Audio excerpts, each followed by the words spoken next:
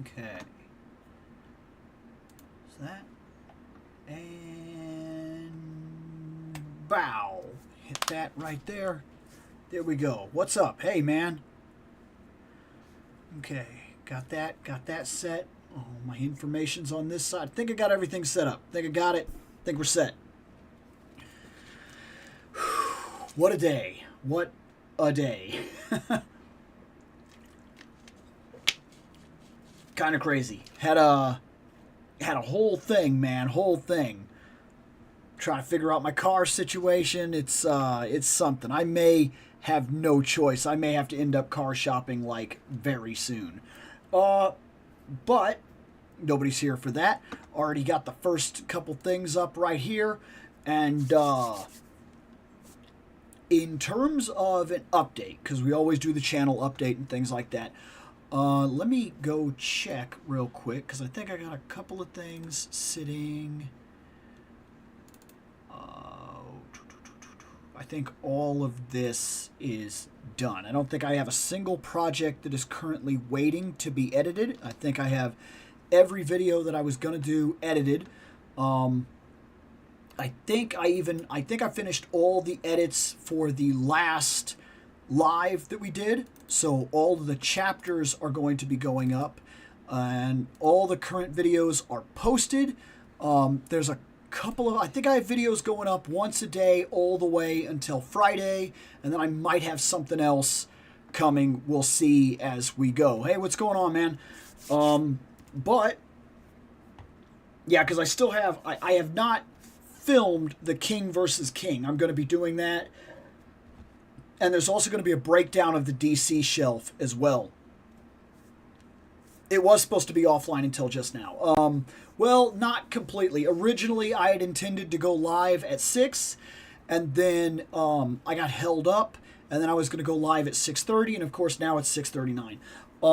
It's all got to do with everything that's going on with the whole car and everything. I broke down in the middle of the road and whatnot, and now I'm trying to figure out my stuff and get everything situated. And this car has caused me nothing but problems. I think I don't have a lot of choice. I think I'm going to have to end up going car shopping. It is what it is. But yeah, let me make sure that this is working. Okay, good. We got it going up here. And we've got, okay, so we've got the chat on screen and everything. So yeah, we'll be able to do this. Okay. Not too much for an update this time, if we're being perfectly honest. That's about it. There's been the pickup and whatnot, and do I have another? There might be. See, now I'm trying to remember exactly what was the last thing that posted for the update, and because I honestly cannot remember. So we're going to click on this real quick and see if I can't get an answer to that. Going into the studio and whatnot. So it looks like tomorrow it's one of the chapters. It's the what I'd like to see personally from Jada, and then after that, Friday is the pickup, which is going to be interesting because of the way the live works. There's a very good chance that we could open some of the stuff from that pickup today, because it was filmed like 3 days ago, but because I post one video a day, it's going to go up Friday. We're doing live today, so some of the stuff from that is already in here, of course. Whatever. It's not that big a deal. We are at 4 minutes. We are at 2 votes. So far, we are looking at a PlayArts Kai, Marvel Legends, Motu Origins, or DC Multiverse. DC Multiverse, I believe, has 2 figures. I think. I'm almost positive. Yeah, because we wiped out the original run, so there's 2. There's only 2. Marvel Legends has a mess of stuff. Some of it really cool, some of it a big deal, to be fair. The PlayArts Kai has 1. There's 1 figure. That is it. 1. And then Motu Origins has I think there's 5, maybe 6. So Motu Origins still has a ways to go. It is what it is. We all have problems. That's, what can we say, right? Told my buds about this now, so those 10 may or may not. And I get that. I very much get that.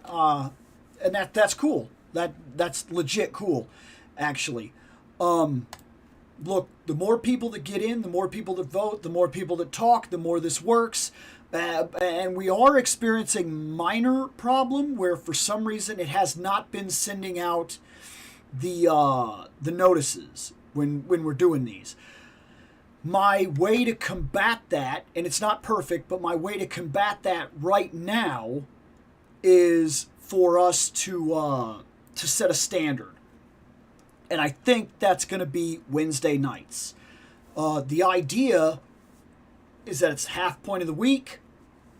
We'd come in, talk toys, kind of get our momentum up a bit, and then push through the rest of the week. That's the hope as it stands.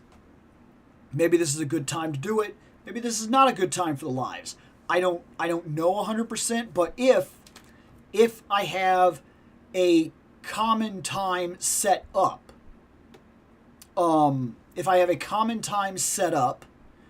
then hopefully what that will do for us is it will make it so that even if it doesn't send out the notices, you'll just be able to be like, oh, it's Wednesday. I wonder if the idea is to get in here at 6 and have 3-hour shows. I don't know how that's going to actually pan out. All of this is, of course, new, and we're going to figure it out as we go. The crown thing, I think that's something that YouTube is starting to do. I'm noticing it on streams. I don't know if it's supposed to be YouTube's little gimmick to get you to post, but as you post things, it gives you experience points or something like that, if I'm not mistaken. And I don't know exactly how that works. But yeah, like right now you have 75 experience points for having gotten an interaction or just posting in general and talking. I don't know exactly how it works. I started noticing it because I follow Osmodius, like Ozymandias Toys or whatever. And I was on there, and I was kind of chatting in their room, and as I was putting stuff down, I noticed I was getting experience points or whatever, and I was like, what is that about? And that's my guess as to what that is YouTube wants your interactions as much as it wants my continuous interactions. That way, because if you don't interact, if the shows don't work, if they don't, like if I don't incentivize you to talk with me, and some channels are like that, it wants to incentivize you because, of course, as channels do better, YouTube makes money. I mean, let's be real about the situation. They don't necessarily care that I succeed. They care that there's enough interaction that it does something for them. I mean, we'll just be honest about the situation. Let's say, wild that Todd is just charging $60 for that Persona figure and that Fallout Lucy figure, and I came across a post online where the comments were floored by what he's charging. But no, dude, it's unreal. It honestly is crazy to me. Look, I saw the Persona thing, and I even did a video on it, and I was like, okay, look, is this a licensing thing? Is it that this is like the way that it is, that for some reason the licensing is crazy and it's going to cost real money? And because, look, a lot of people complained about the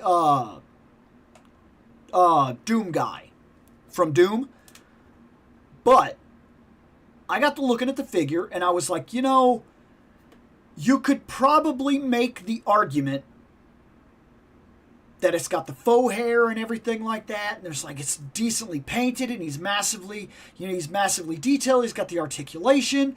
Do I like that price point? Not necessarily, but one could argue that if it was that level of detail on, say, a Spartan, like a Halo figure, then maybe people would pay the $60. So maybe this isn't that out of the ridiculous realm. Maybe $60 is something he can push, and maybe it does make some kind of sense. Then Persona 3 Protagonist comes out. Same thing, this epic line or whatever. And again, he's like, give me $60. And I'm looking at it like, for what? For what? Look, it's a standard figure. Okay, we're still in the $27 realm. Standard figures are $27 realm. That's what his line costs. Then, as soon as you do that, he puts on faceplates. Ooh, that's worth more money, but it's not. Because we're already seeing figures like specifically one that came out that's at the top of my head here. We have Guy Gardner, who had faceplates, and we have is it Captain Cold? I think that's who he is. He had faceplates. So no, it comes with a gun. Okay? So what? So do so many other figures. So we're still in the $27 range. Nothing has justified it yet. And then they go from that, and they're like, oh, well, it comes with a card. Big deal. So does everything he's released. Oh, but it comes with a flight stand. Okay, back up. Big deal. So did other $27 figures like a couple Supermans. So the flight stand is not what added it. Oh, but he has a little stand for his card. Is that what we paid an extra $40 for? $60 is not justifiable for the Persona 3 Protagonist. And that's where I was with that. Then I said, I'm gonna give it the benefit of the doubt. I'm gonna wait. There's a possibility that in order to gain the license, he had to make some sort of deal that pumped the price. Okay, we're going to leave it alone. I've got to give things the benefit of the doubt. Maybe there's a possibility something's going on here. In order to do it, he had to pay this kind of price, and it's going to be passed on to us. I'll wait. Then he announces another figure, the Fallout figure. And when I saw the Fallout figure, I was like, no. Now I see the light. Now I can no longer justify it. Something is weird. My guess is this. Here goes. Here's my guess. I'm just going to call it out. Okay? McFarlane saw that Marvel Legends said, hey, I have an idea. Let's do $60 price tag figures.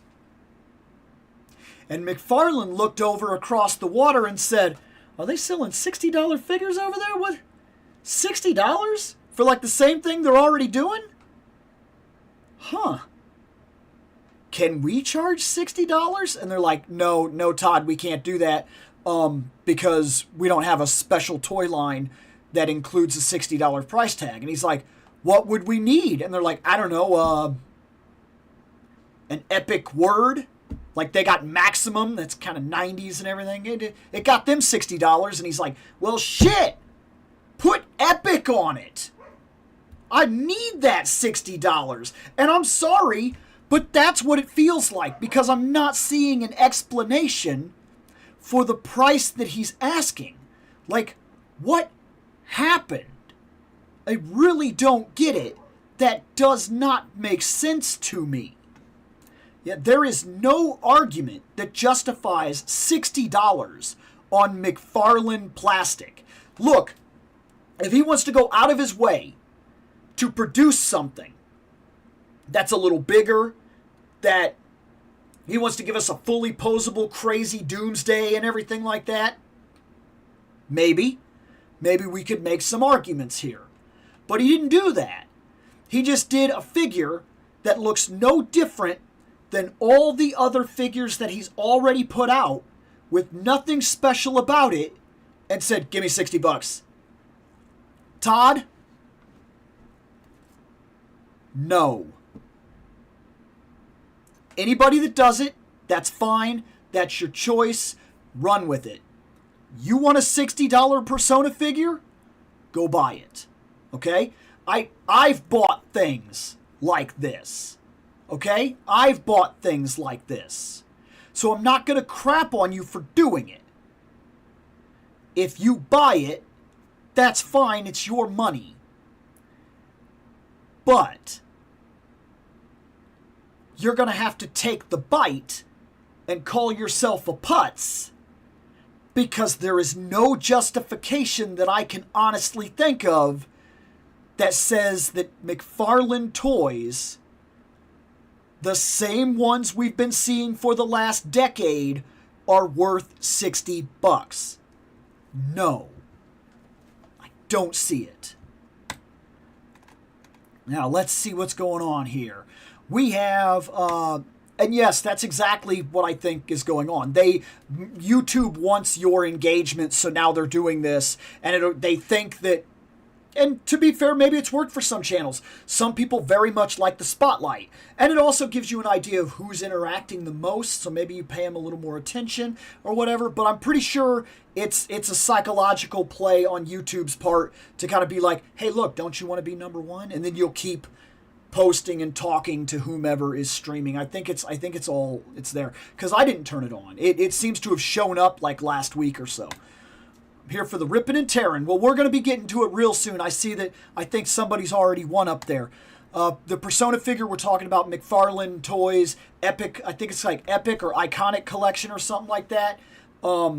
They did a Persona 3 protagonist, and it's fine. It's not $60, it's fine. Have I played Persona 5? I've played Persona 5. I own Persona 5 Royal, and I haven't got into too much of the separate games, if that's what you're talking about right now. Yeah. $60 is a NECA TMNT movie 2-pack. Right! Like, what is he thinking? I wonder if the Persona one is so expensive because... No, I don't see it. I don't see it. And in terms of the whole tariffs thing, I still don't see it. I don't see it. No, because if tariffs were affecting his Epic line, they would be affecting it. His plastic is all coming from the same place. No, there's something else going on. I think he saw money. He saw somebody else was getting away with it. He thought they were getting away with something, and now he's trying to get away with it. I'm sorry. I usually will defend Todd for what it's worth, but this one seems sketchy, man. Let's see. For the record, Bill, that was my best pal posting gun. And I get that. Why I posted the Big Zom line, but it didn't appear. Let's see. $60 is a pre-import Mayfix. That's what I mean. Like, what is happening? Yes, and we are back live. My hope here is to make this the day. We're going to try to start doing these at least, hopefully every other Wednesday on the regular. And that way, if it doesn't send out the notice, if it doesn't say, hey, notification or whatever, you could just check on Wednesday and be like, is he live? Because he does it on Wednesdays. That's my hope, is it creates a set where you don't even have to wonder. You can just kind of come and check or whatever. But from what I'm seeing, it looks like Marvel Legends has won. So while I leave the chat for a second, I am going to set up the list for that. Of course, we have the big gun. And I don't even know if I should even post the others, because if this doesn't win, I will be shocked. But we will see. I always give everybody a chance. Let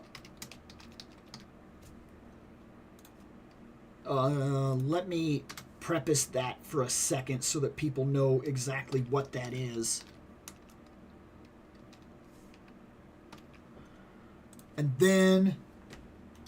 Oh!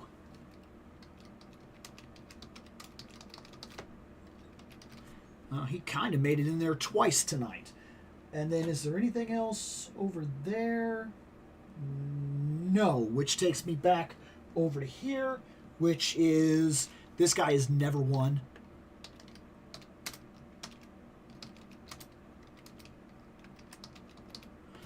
And bam. We are up and moving. Now let's see what's going on here. Now, he can add whatever word he wants. It is not worth that. There is no way. Todd decided he's going to be real and do his best Mr. Krabs impression. Hello, I like money. Yes, money. I know. Yeah, dude, I'm telling you. Well, I'm glad to finally be recording again, in all honesty. $60 is almost a regular Nintendo game nowadays. 60? Not here it ain't. Over here, 80 is a regular Nintendo game. Did I see the TMNT Crimson Red Dracula Shredder Universal Monster figure from NECA? I did. That's pretty sweet. I have not jumped into any of that, but it is really good. That's pretty sweet. I asked about Persona 5 X, Bill, the new Chinese-made game. Then nope, I don't know that game. Let's see. I'll give Todd points for the bloody hand with the missing finger. Okay, he had to sculpt a new hand. Fair, but still, yeah. And then, but I'll take away again because of the dude. I know. All of his animals are slugs. And look, if you're going to charge $60, and give me an animal, and the animal is a slug, we have a problem. Because you are up against G.I. Joe Classified. And they make the best posable animals. Oh, I didn't realize that my phone was active sound. They make the best posable animal figures that I can think of. Literally, I don't know any of them that are doing. They have alligators, they have eagles, they have pit bulls, they have like big burly dogs, they have timber wolves, they have a bear coming, like they have a big warthog.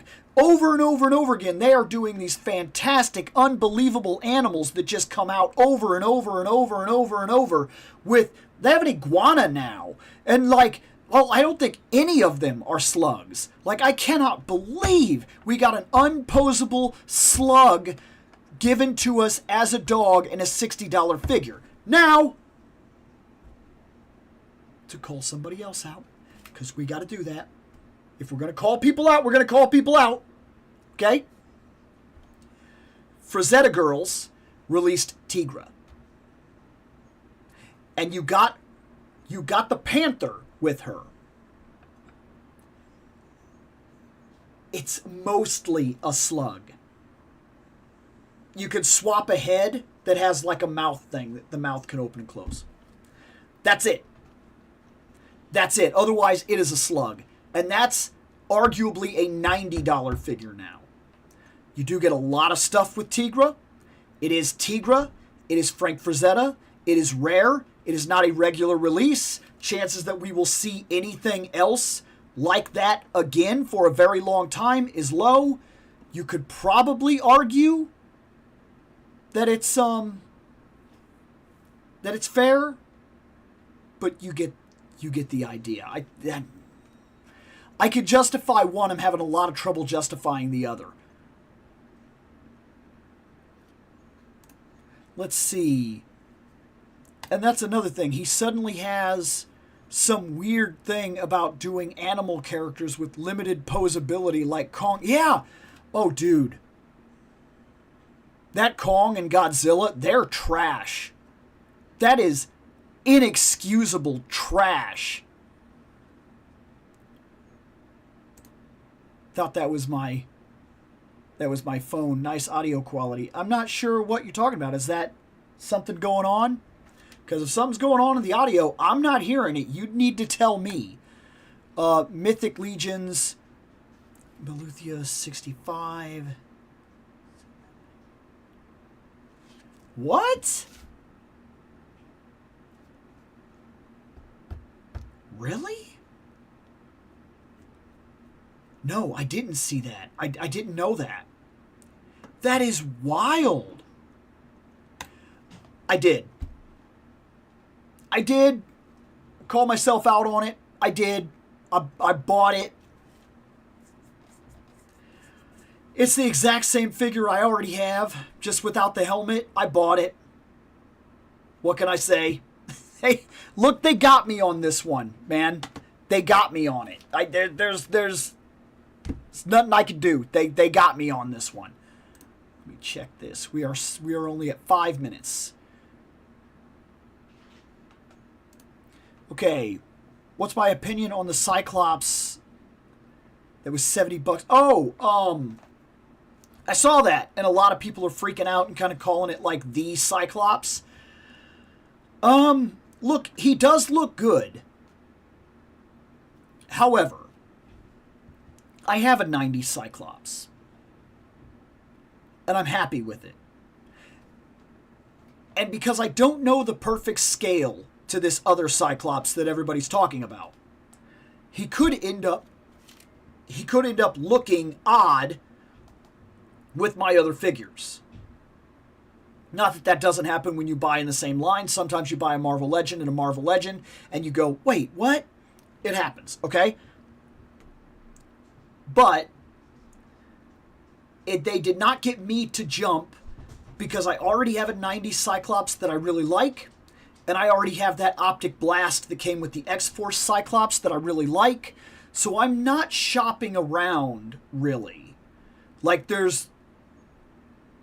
they couldn't get me on it, okay? There wasn't enough there to get me to run to it. But that is a very good-looking figure. And if you don't have a 90s Cyclops, and you didn't mind spending the extra money, and he scales well, I don't know, he would be a showstopper on your shelf. And if that is your favorite Cyclops, the 90s Cyclops, and you want a spring to have the best one you can have on your shelf, he could be it. Does he have optic effects? All I've seen is the figure. And he's, like, his posability and everything, he looks very solid.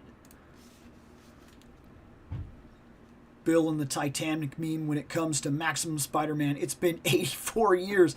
Dude, I ordered him day one. Day one. They were like, hey, Maximum Spider-Man. I was like, I got him. I'll do the show. Here he comes, baby. We're going to do the show.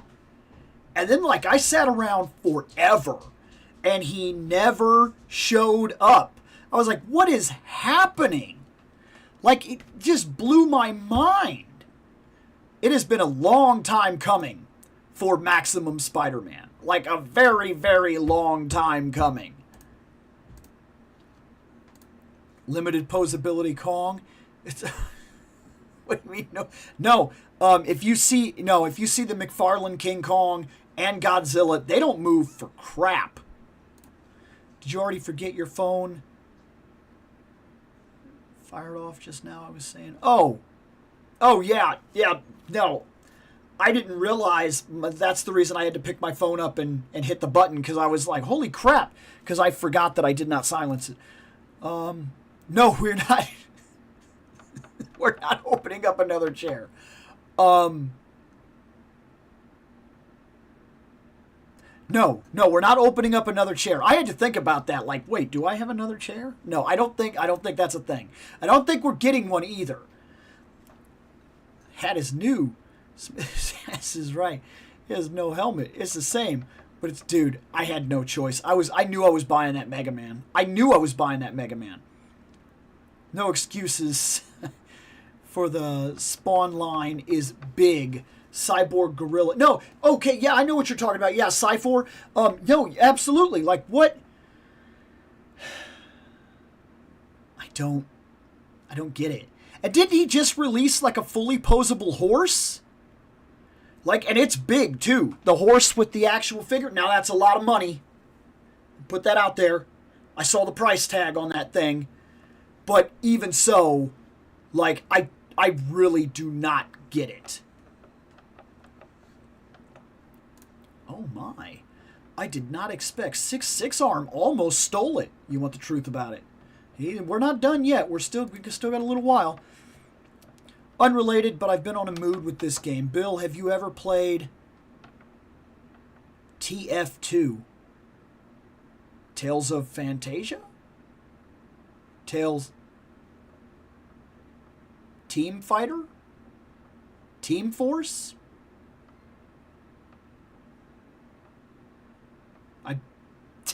I'm sorry, man. That's not... I don't know. If so, who's your favorite guy? Is it Team Force 2? What is TF? And if you've never played but know it, same. I don't know what TF is. You got to give me that one. I don't know that. You mess with Savage Crucible at all? I recently ordered 2 Slate Lumorians. Lumorians to fight my Mezco Conan. I have not bought a Savage Crucible yet, but it's a line that I've had my eye on for a long time. Right now I'm invested in so many lines and I'm testing the waters in different things, so I haven't jumped over there, but it's something that's had my attention for quite a bit. Opinion on the No Man's Land Batman for pre-order. Oh, damn it. Had they done the colors that I wanted, he would be the best Batman. That's what I'm going to tell you. Look, they released the best Batman for me. Nightfall Batman, blue and gray. That's the Batman for me. But they gave him the plastic cape. And at the time we were doing plastic capes, so I didn't feel like I was missing anything. Now we're doing all the posable wire capes. And I don't have it. I don't have it. Which makes that Batman feel like he's missing something. He's got the best body, the best design, the best sculpt. He is the best Batman. Then they come out with this Batman, No Man's Land.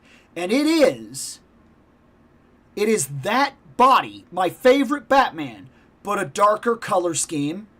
I would have preferred the original color scheme.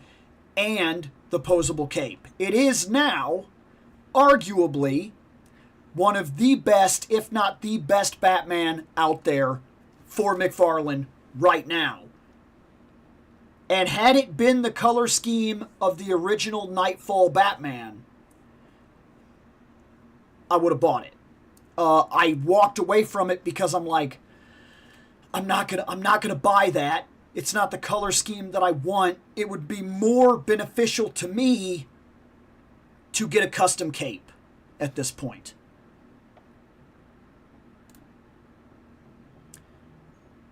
Dude, man, Spider from the cartoon was creepy. Will you pick it up?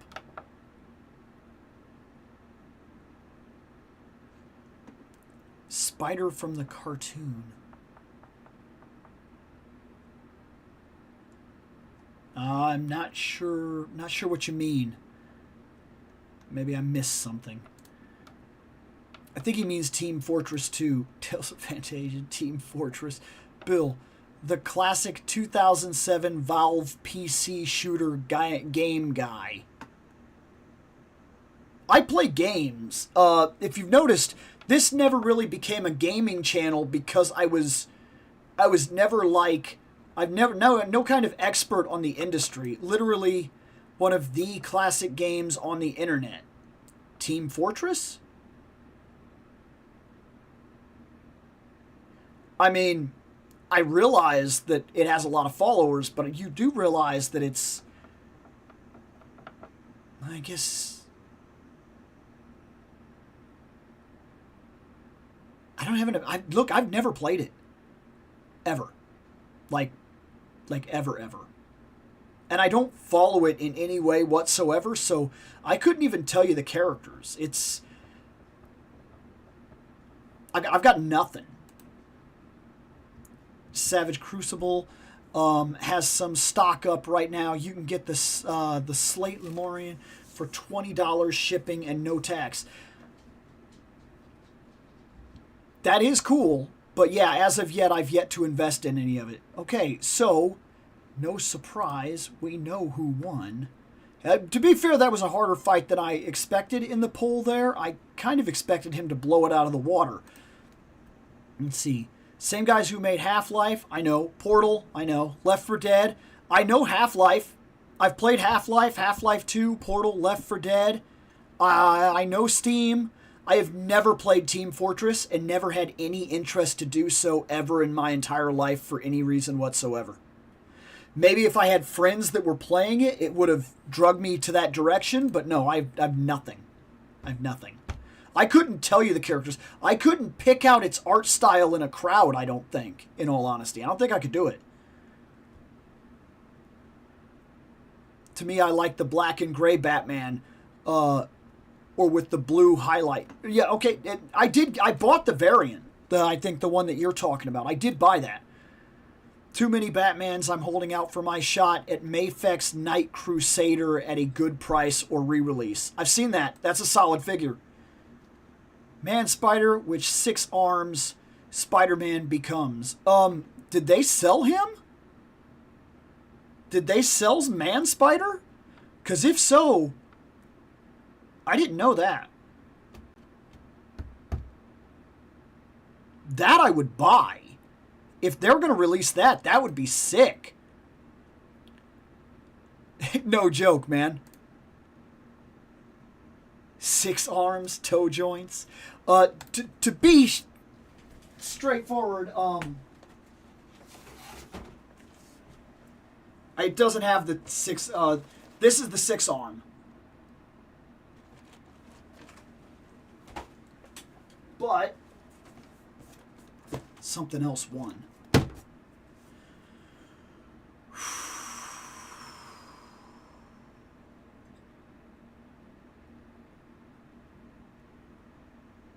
This is a big one.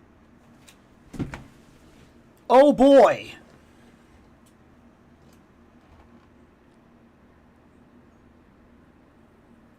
Especially since I got my 6 arm for literally $20. It was a free Morbius, literally.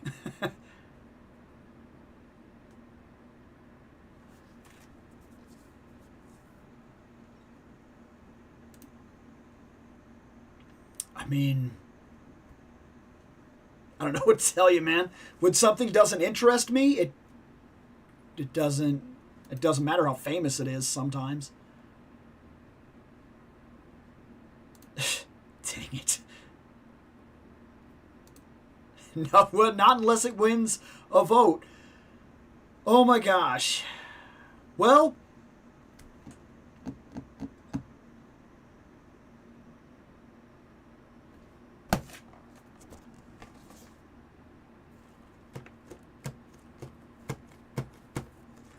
all right. I know this is a big one. There's a lot to say about it.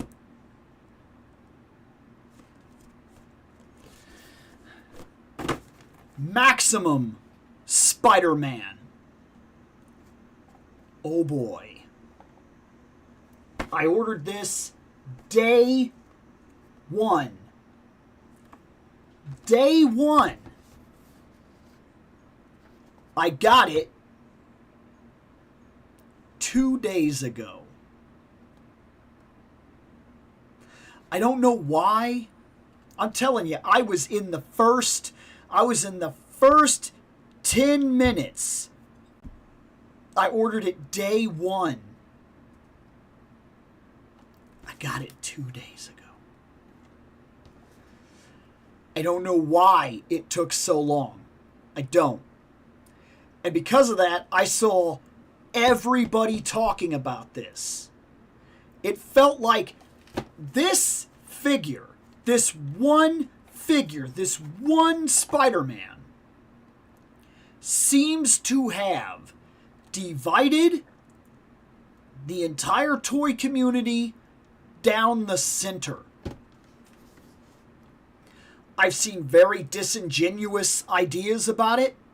people talking about how they absolutely hate it, how they will not condone it, how there's no way you're going to see them with it, that they would never spend their money, that $50 is outrageous, it's not okay, you can never do this, blah, blah, blah. Only to then buy it and review it claiming, I got a YouTube channel, it's my responsibility. First off, it's not. Second, if you want to be taken seriously in your opinion about anything, especially if you're going to hold up your holier than thou, I shall not buy, if you're going to hold up that part of your argument, don't buy it. That is the... I saw so many YouTubers do this. They jumped on the bandwagon, the hate wagon. The hate wheels were spinning, and they realized that they could release hate video after hate video after hate video, talking about maximum profit Spider-Man, not as good as this, just buy that, go to Mayfex, da-da-da, I would never buy this, blah, blah, blah, blah, blah, only to then come out with a video later on saying, well, I got that Maximum Spider-Man. If you wanted to prove a point and you wanted to stick to your gun, just don't buy it. And literally do videos from that point on expressing that you didn't buy it because you refused to play this game. Well, my quarter is in the cabinet. I wanted this. The second I seen it, I wanted this. Okay? And every video I did talked about how there were going to be things, just like any other figure, that I'm probably going to have questions about, maybe even issues. But I wanted this. And I justified its price point. And I made the arguments. And call me a shill or whatever you're going to do, that's fine. But I was excited for the Maximum line, what this could be, and what it probably will be. This, I'm not going to call this the last Spider-Man that will be going on my shelf, because let's be honest about it, guys. I'm a freaking spider putz. And I'll 100% own that. I buy Spider-Man figures over and over and over again. It is the one Marvel Legend guarantee. They put a Spider-Man out. If it catches my attention, I'm going for it. There's not a whole lot of them that I pass on. My goal was to get the one that I absolutely wanted. I got it. After that, I just kind of started collecting them. Now, that being said, I never bought Pizza Spider-Man or things like that. I don't go back very often.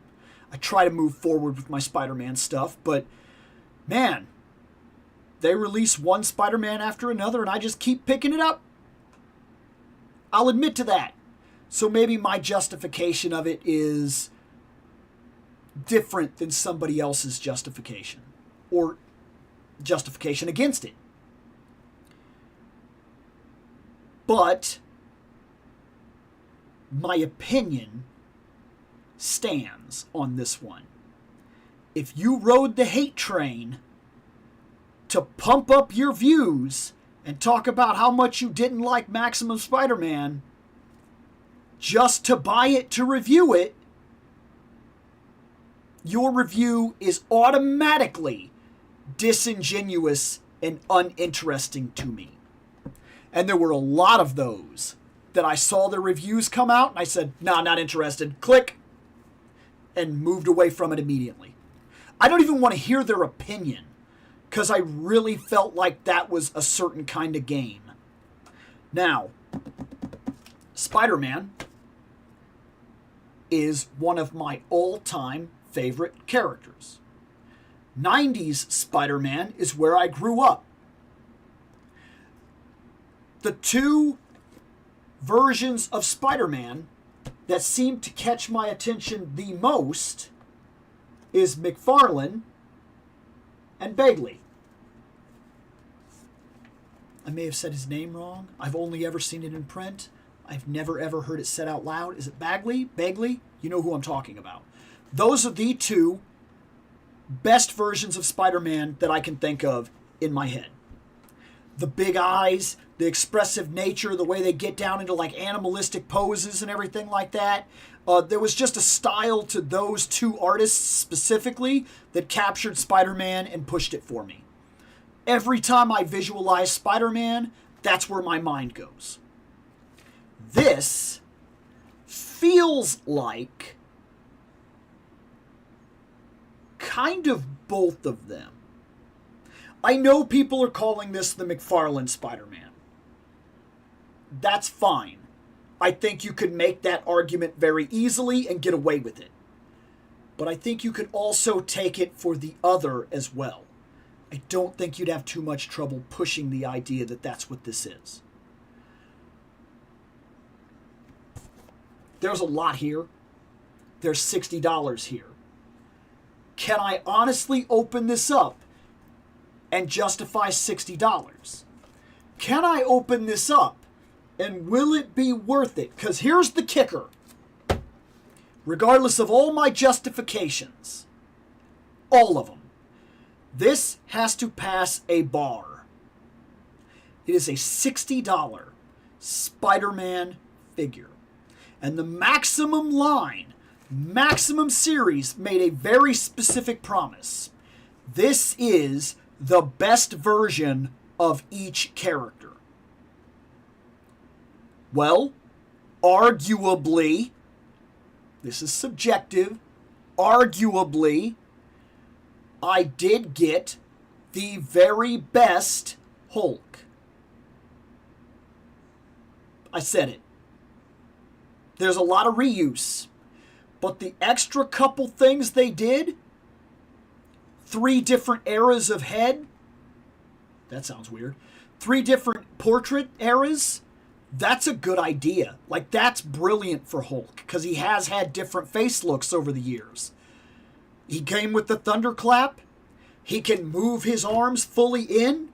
And even though this chest thing was a gimmick, I'm going to make an argument here that it works. It is kind of cool. Maybe it will crack.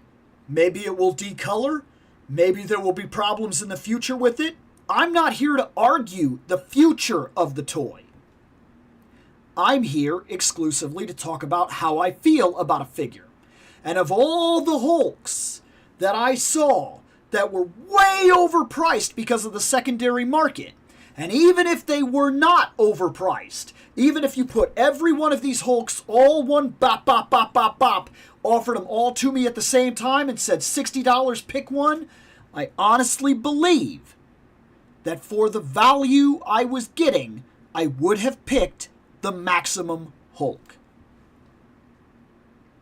So, Promise 1, best in the line. They did it with Hulk for me. I have a lot of Spider-Mans. I have 2 in particular, which are no surprise to anybody. They're probably the same 2 that everybody else thinks are the best, that I feel are the best. Renew Your Vows, first appearance. These are the best Spider-Man released, in my opinion, in the entire Marvel Legends line. Bop, bop, bop, best. This has to be better than those. Because if it's not, even if I justify the price, it fails the line. That's a big bar. A huge bar. Time to see if we can scale it. Yeah? Ready to climb the wall? I'm going to open this thing.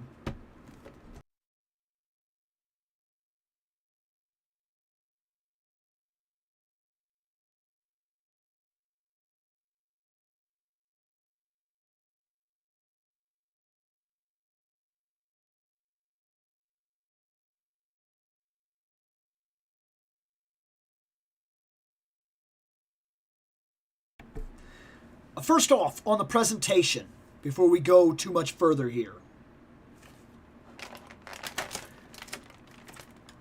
That's good.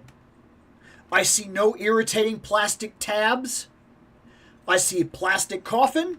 We pop him out. He's done. This is my preferred packaging. If you're going to go through the trouble of creating this stupid thing, just put him in there and let me take him out of there. Don't have me involved with this and the cutting and the pulling the figures and the trying to pull the tab out and not cut your frickin' finger off while you're trying to... Don't make me do that. So, it's a minor thing, but I wanted to go ahead and say it. Its presentation, that's already a plus, because this will not be any kind of hassle to unpack, which is good.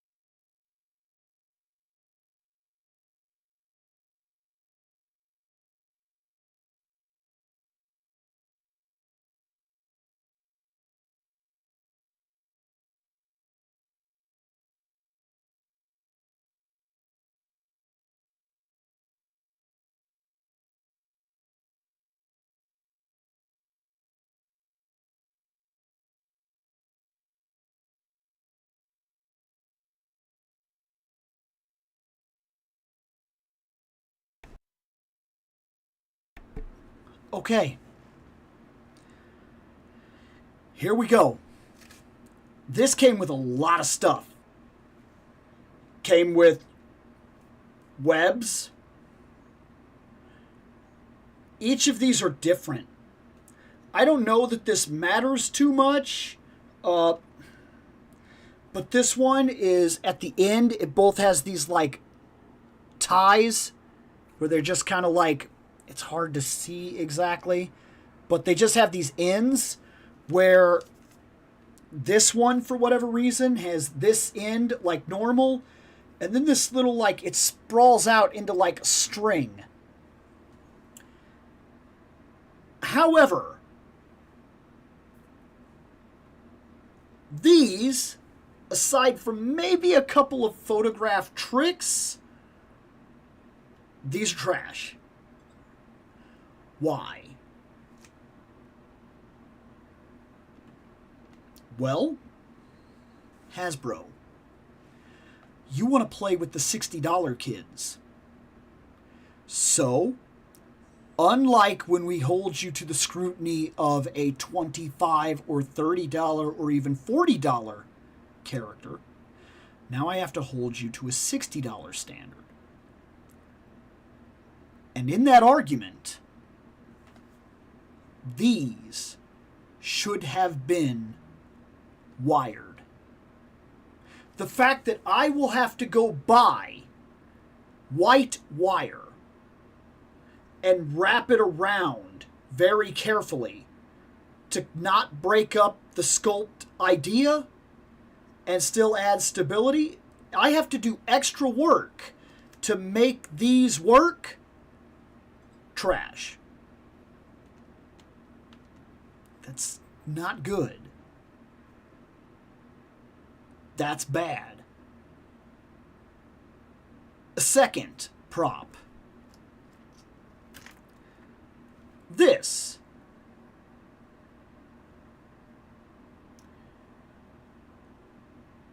This is good. How will it work?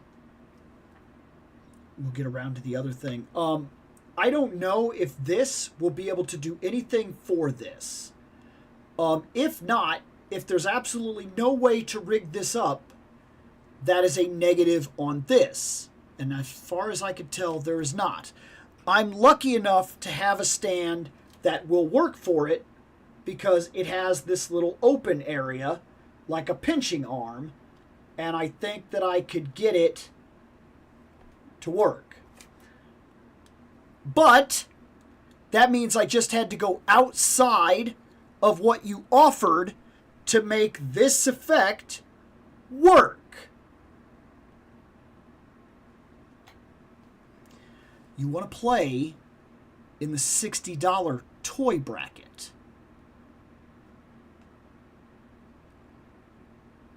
This is not how you do it. I have to be able to use this. Okay? You are offering a Spider-Man, which is the best in the line. Okay? It's the very best in the entire line. Oh, hold on a minute.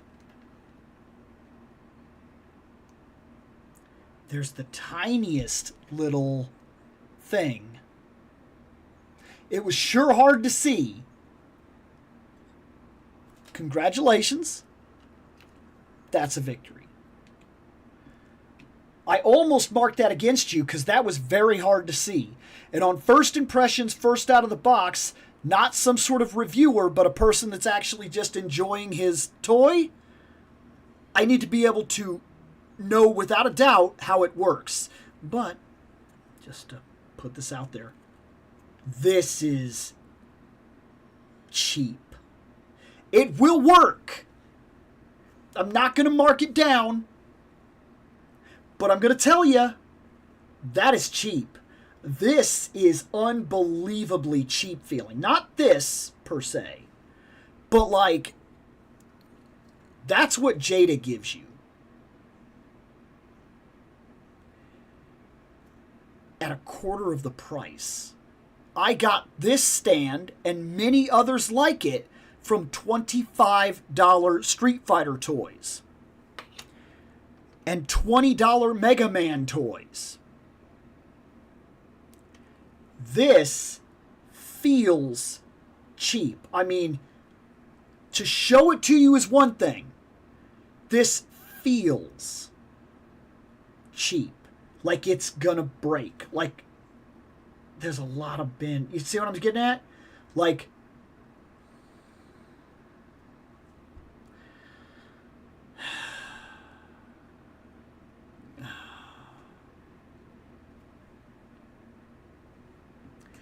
but the effect is solid. I'm going to give it to you on the effect. It's solid. And for what it's worth. Because I know at some point somebody likes to mention it. Because I did see it a couple of times where people were doing shorts and whatnot, where they were like joking about it.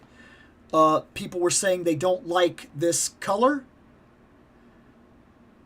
I'm going to be honest with you. I think I like this.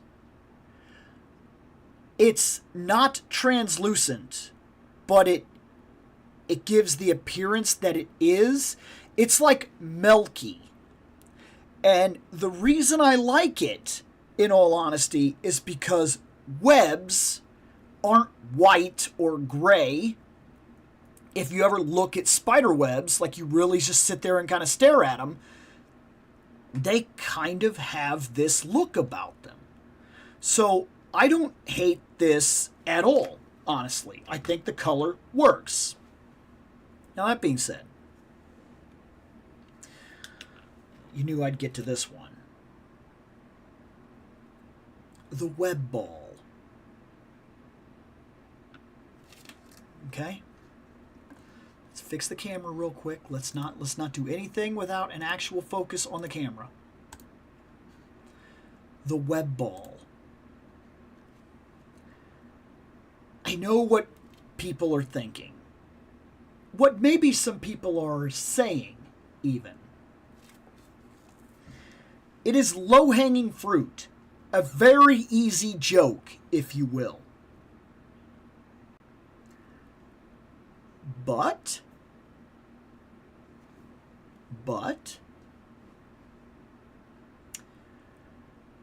and I get it, just gonna say this, and you can think whatever you want.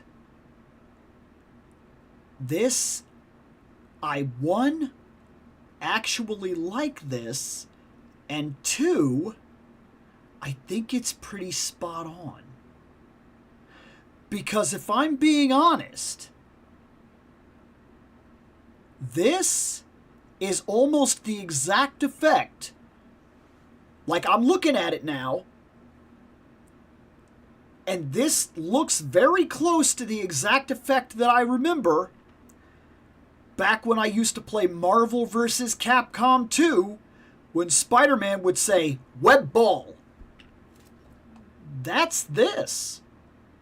Like, this is what I remember. He shot out a little spider gunk, and it moved across the screen at you. So, like, I get it.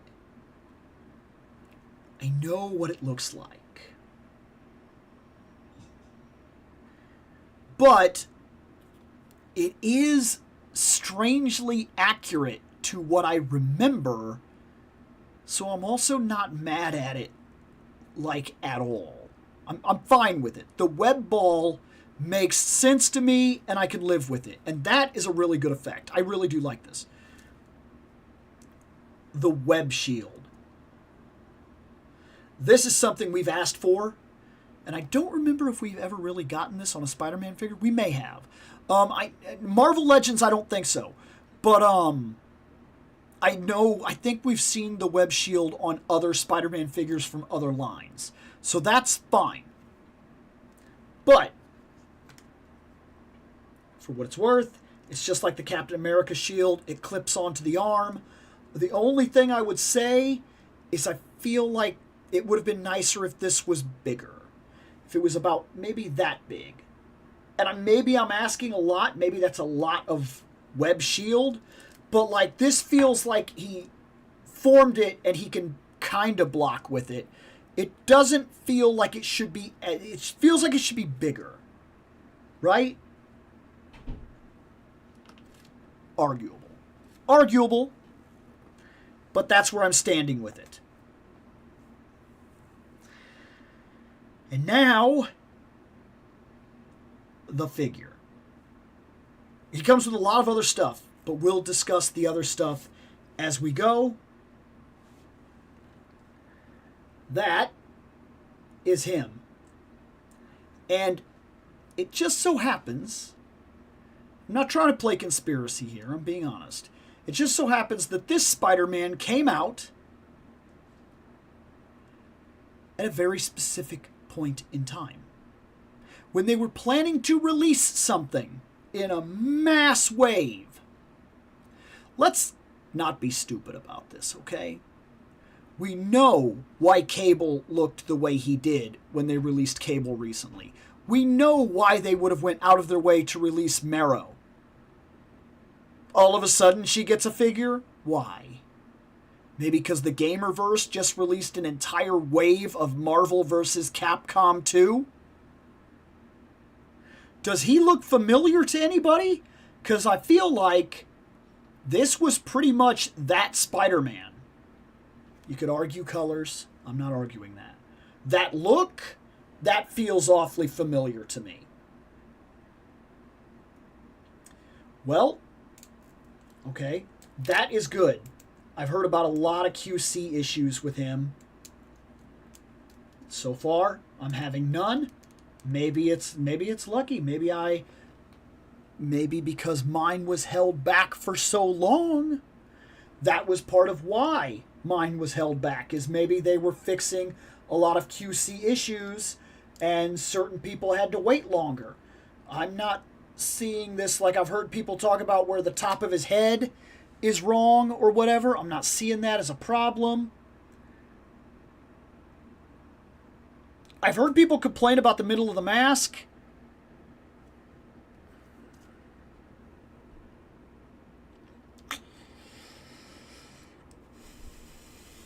Well,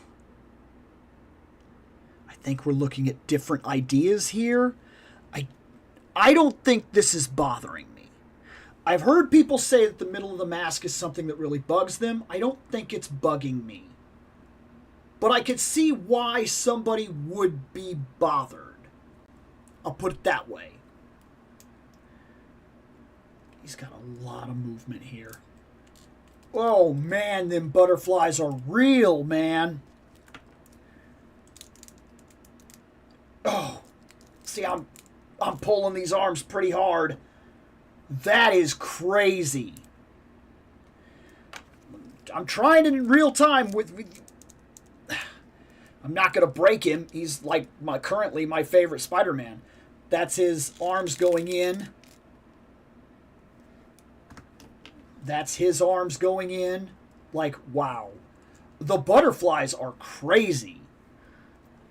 He has drop-down hips, which allow him to drop down and receive unbelievable movement. Holy crap, man. Yeah, that's crazy. That's a simple thing, but that's... Look at that. What is that? I don't think there's a pose. Oh, his legs drop way down. Like, look at the thigh gap on this mug. That's brave. Let me be honest real quick. That is brave. Look. That could literally be the end of your figure. If that didn't work right, or if it weakened at the leg, and these popped, that's brave. The idea that they even went ahead and did it kind of shocks me, because that is begging for breakage. But it doesn't feel bad. It feels like it works. I'm liking the color separation. I'm liking the spider. I'm noticing a small problem with the tick. I have a small paint aberration on his back right here. It's noticeable to me. I don't know that it'd be a small paint aberration here, but nothing that anybody would ever necessarily notice. Why did they do this? What's this? Why? What's this? You should have just left that blue. That's goofy. I don't know why you would have painted that. Were they interested in the standing motion, that they guarantee that the tick actually has the finished legs? That, I don't think anybody was going to complain about that. Yeah, that's weird. Why did you do that? So,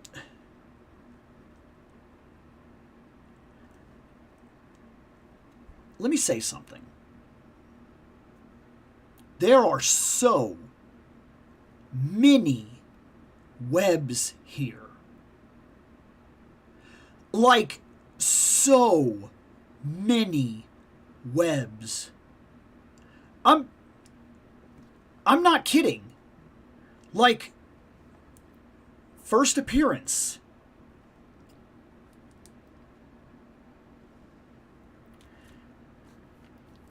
My favorite, Renew Your Vows.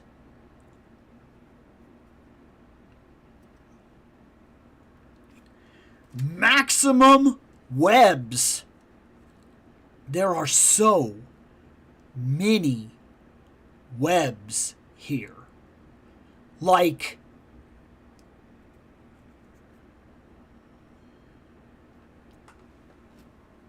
I can't guarantee this. But I think, I know some people are not going to like this. I'm going to make...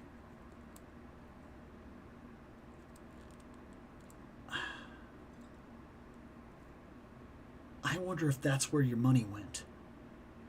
I'm not kidding. I wonder if that is where the money went. These are not sculpted in. These are not sculpted in. And these are not sculpted in.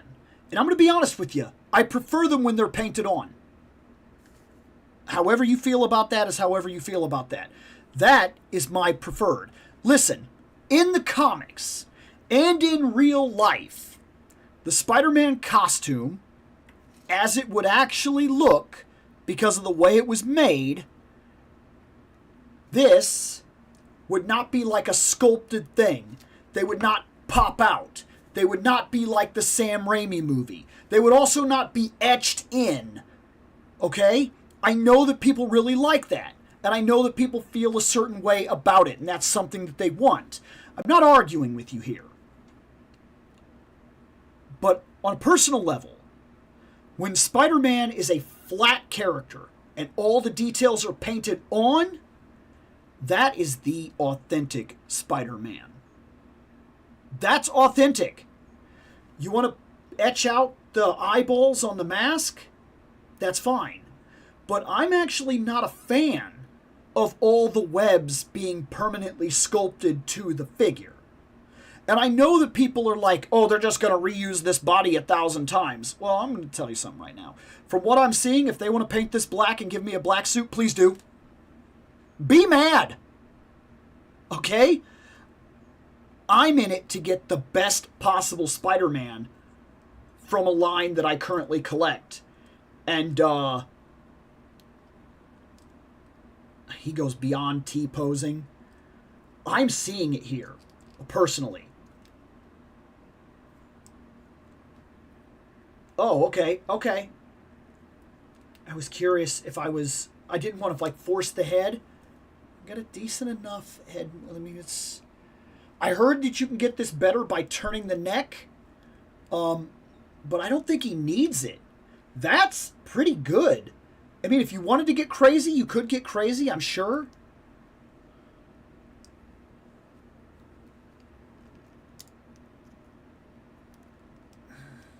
You know what?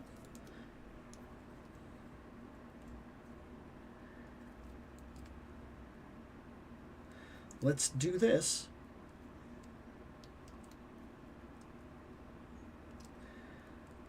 Put this hand down. Let's pop a hand here. Let's get one of the wall crawling hands.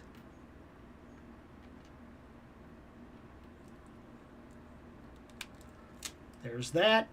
Let's get a web shooting hand.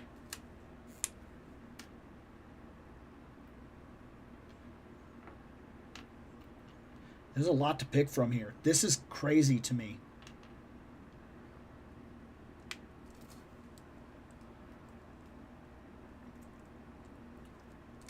I tend to put Spider-Man in this pose on the shelf. It's kind of a go-to pose. And he looks really good in this pose. I usually put that foot on the ground, put this one all the way out. I bring this up as a web shooter hand, and I put this one down to the ground, and I make him look up. And this has been a primary pose for the shelf since they started making Spider-Man figures that could do this pose. It's simple, it's fun. And he hits it with no problem at all. I don't even have to fight with him. Like, this guy's bigger, if that matters to you. But this guy's more compact, which one could argue is a very Spider-Man thing. Like, look at that right there. As opposed to if this guy, like this guy seems bigger, broader. Okay. Well, there's him younger. I'm going to be honest with you. This is very solid. I know that people don't like that price point. I'm not telling you necessarily should. But at $50, $60, because I think he did go up in price. I think that's just a thing right now. One could argue he comes with a lot of stuff. Photography-wise, you're going to be ready right out the box. There are things I can call out still. Why do you not have a flight stand? This is Spider-Man. You know, jumping, swinging, crawling, doing webs, swinging. You gave me these?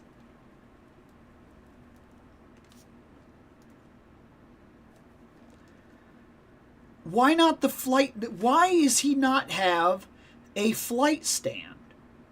That seems weird to me. Like, all the line promised was that he'd be the best Spider-Man in the line. They may have done it. Like, I don't think there's a pose you can't take with this. You could argue small details. You like a heavier blue. You like a deeper red. You like certain things. That's fine. But like, I mean, there's even small details in this that we've never had before. Like this web shooting hand, its fingers are not perfect. That might sound like a small deal, but perfect web shooting hand. Perfect web shooting hand. I could go through this bag of hands and find perfect web shooter hands over and over and over. He came with a perfect, no, even this one is not a perfect web shooter hand. The fingers are like more bowed out than normal. It's like a deeper cut. Like it goes deeper down. Like it's not like this. It's literally like this. That's pretty cool. That's different. That's a very specific kind of hand that will make for very specific photography points. I love this. Each one of these web shooter hands actually has like some web already starting. That is really cool. That's one of the coolest effects literally ever given to us on a Spider-Man. We have the wall crawling hands. We have two gripping hands for webs. We have punching hands for punching. And we have two new hands, which we've never had before, which the wrists pop off on this Spider-Man. And we get the web shooters, the exposed wristed web shooters for the first time ever. Oh, that's interesting.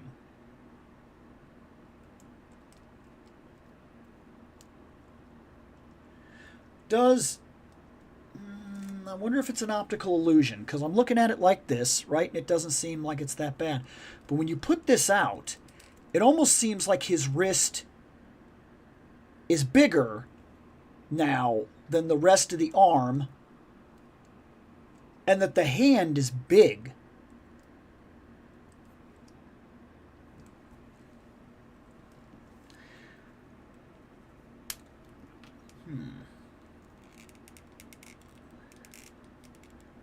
It feels that way on this one too. It almost feels like he has big hands.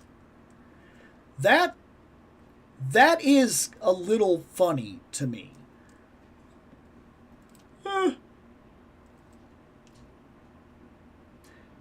This looks awkward. The idea that we could actually get a shot where he's like testing the web shooters, or like he's had to, because he has to open it up and maybe he has to take the other hand and kind of look at it or something. Here's an idea. Let's be fair. Let's put his wrist back on. Hold your own hand.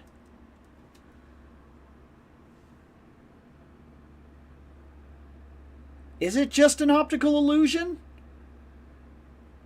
Or is his hand bigger?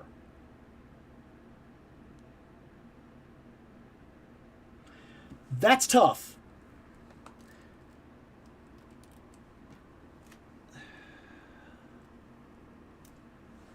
Like,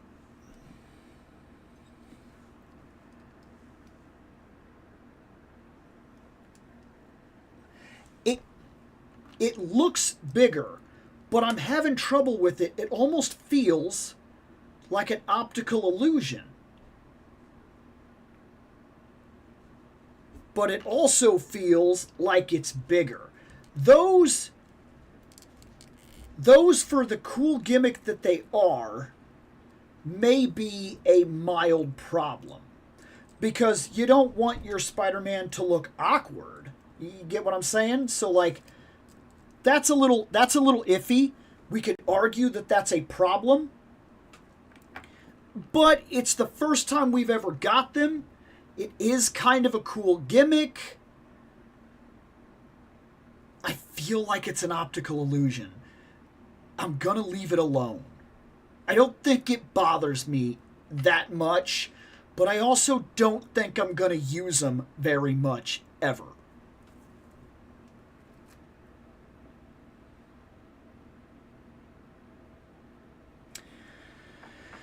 Okay.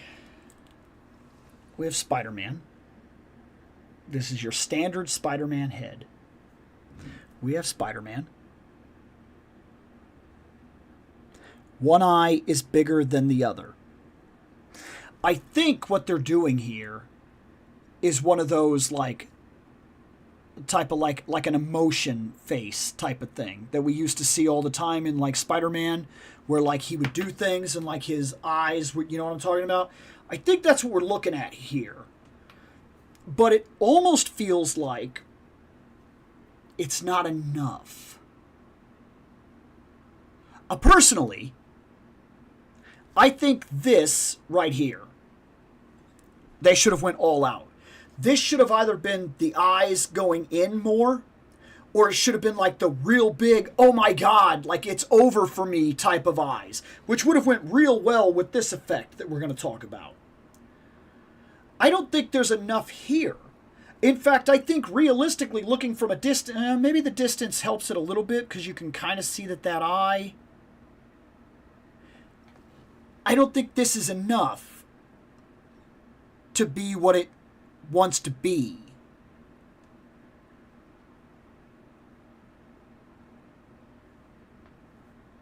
This should have been more. Oh my God.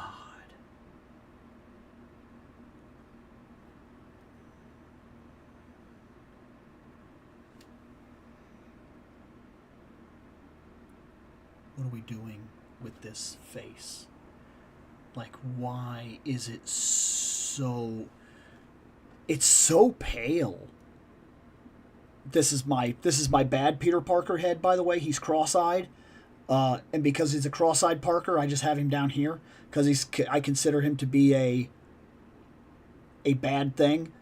But I have this... There's a better version of this that I got with my Renew Your Vows. This one I got with a different Parker. And he's cross-eyed, so I don't really use him. But, like, this is really, really pale.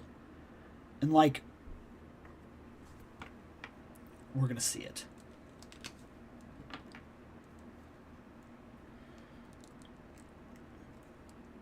The head pop on isn't like normal. It didn't like that, like it normally does. It just like kind of came off and went right on. It was nice, actually. Okay, so look. I'm not saying this is any kind of perfect. But I'm saying that realistically... Once it's on his head, right? It actually doesn't look as bad. I'm not saying it's good, but I'm saying that once it's on there, it doesn't look as bad as it could have looked. But you should still, like, cover your face, because nobody likes this face sculpt. That being said, it looks like the same ball joint. Can I swap it?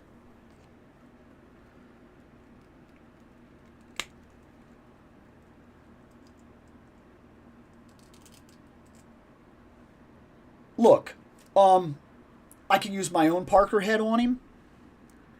That looks better to me. So that's good. That's a good thing. The fact that they did not alter the size of the head sculpt means that I can use whatever head that I want. I don't... Does this head look better when you have it on the entirety of the body? Does it make a difference? Okay, I can kind of see what they're going for here. You see that? Like, see what I'm saying? Like, it almost looks better, like if he's looking up, and maybe if he had like a moment, like, oh no, you know? Like, I can kind of see what they're doing. Let's see this.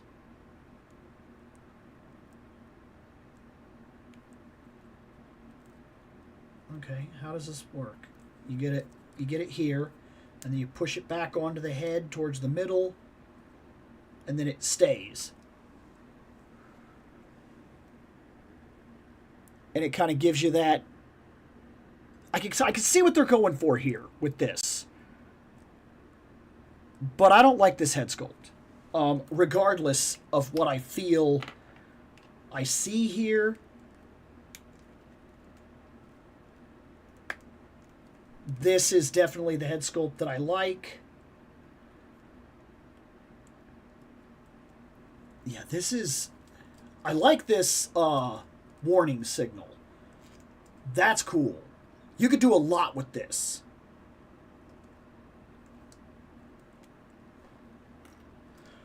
Well, okay. This is a lot. Normally I do not go over a figure like this.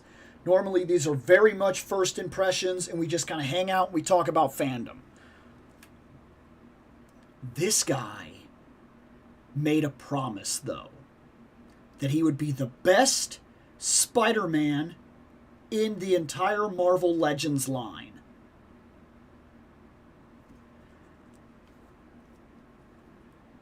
I waited a long time to get this Spider-Man. A long time. This is the one I wanted.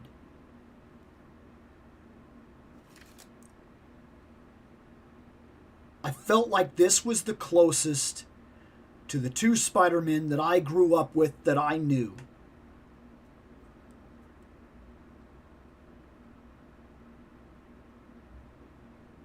Damn it if they didn't knock it out of the park with this. For all that I could say, for all that I could bring up, for all the problems and all the things we could call out, that is a good Spider-Man. That is arguably, I don't even know if it's an argument. This, I think, could very well be the best Spider-Man. It's good. I mean, it is good. So good. Are there things we could complain about? Sure. But for what the line promises, the best Spider-Man in the line, I think they did it. I really do. This is the definitive Marvel vs. Capcom 2, 90s, early 2000, Todd McFarlane, Bagley, Spider-Man. Like, we can argue about his price. You can justify it if you want. Do I regret paying that kind of money? Keep my answer in mind here and understand where I'm coming from first. I would pay this money, and I would justify it. The amount of webbing on this guy, I don't think this has ever been done this way. And I know, at least from what I have heard over the years, Paint App is every time a brush touches a character. that means that Spider-Man, on average, in order to do him right, they'll normally make the buck as basic as they can to get a good solid buck that they can reuse 100 times. We've seen it. We know how this works. And they will paint it on there. And they will get charged for all of this webbing. And they will usually take a hit, from what I understand, on Spider-Man, knowing that they're going to reuse the buck for everyone. Everyone is going to use that buck. That's the reason we always see it.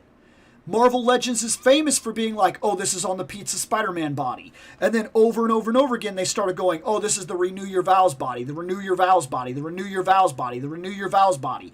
That's why.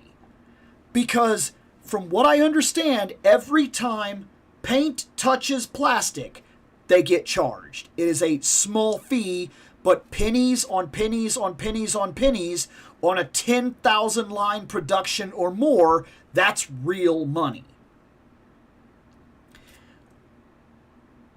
Expect to see this body again. You're not wrong for assuming that. I think you would be dumb to believe that they're going to make this Spider-Man and do nothing with this. There's no way. This is it, man. Expect to see this engineering used everywhere else they can get away with it. And I'm going to say something. I'm not mad at them for it. I'm not. He's good. This buck will produce fantastic figures. And I don't think that's a bad thing necessarily.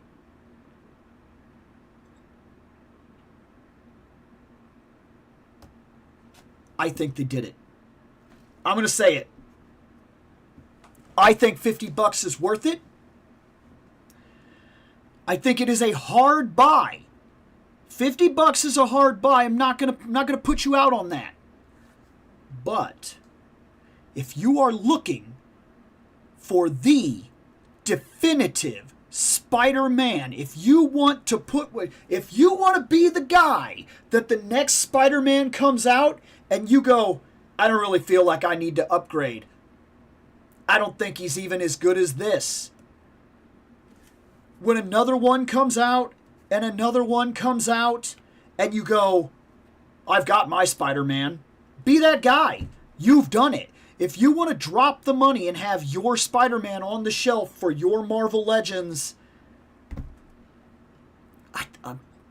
personally, I think you could do it, and I think you wouldn't harm yourself from doing it. Just like all the people that were talking about the Maximum Hulk is not a big enough upgrade. There's no way I'm doing that. There's too much reuse. I'm not going to argue with you. I get it. I don't see how the next 10 Spider-Man are going to be anything more than either repaints of this or just mild variations that make you go, nah, it's fine. I've got this. I think they did it.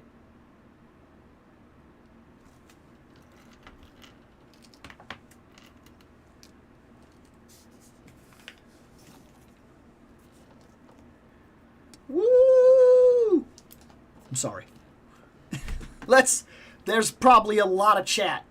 I did not expect to spend an hour on him, but I knew he was going to be big because that Spider-Man, that's been a long time coming. So let me set up this next part real quick, and then I'm going to hit the chat.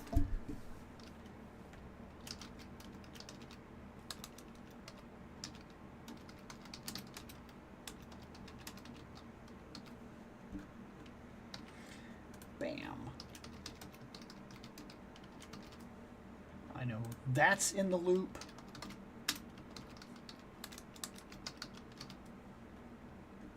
That's in the loop.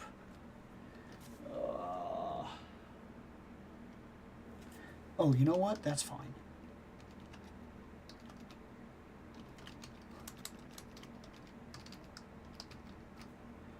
And for the sake of, bam. Now, let's go see, because I'm sure there's a lot. Oh my. Wow, okay.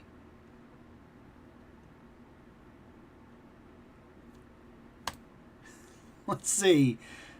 Max Spidey has a very specific effect that'll make up for the lack of hardcore Morbin. Max Spidey is built like Doug Jones. You were talking about maximum being a buzzword usable for more clicks and more money. It's true. I think it was. I didn't get Max Spidey. I had just sold all my Hasbro stuff, and I wasn't about to start over with $50 Peter Parkers and $60 rubber chests. Fair. I don't begrudge folks for getting it all, forgetting it at all. Though Legends is the standard, and here's too many Legend collectors for them to really fail. They're the best versions of these characters by Hasbro. Heck yeah, limp webs. Is this Spidey from Marvel vs. Capcom? I would argue he could be if you want to make that argument. Off to a great start. No, Maximum Spider-Man. Not looking good so far. I'm troubleshooting right now because a friend joined Streak, but is... okay. I get it. Joined the stream, but is unable to send... that's weird. I have it on live. I'm not sure why that would be happening to him. That thing looks like plaster casting of an ear canal.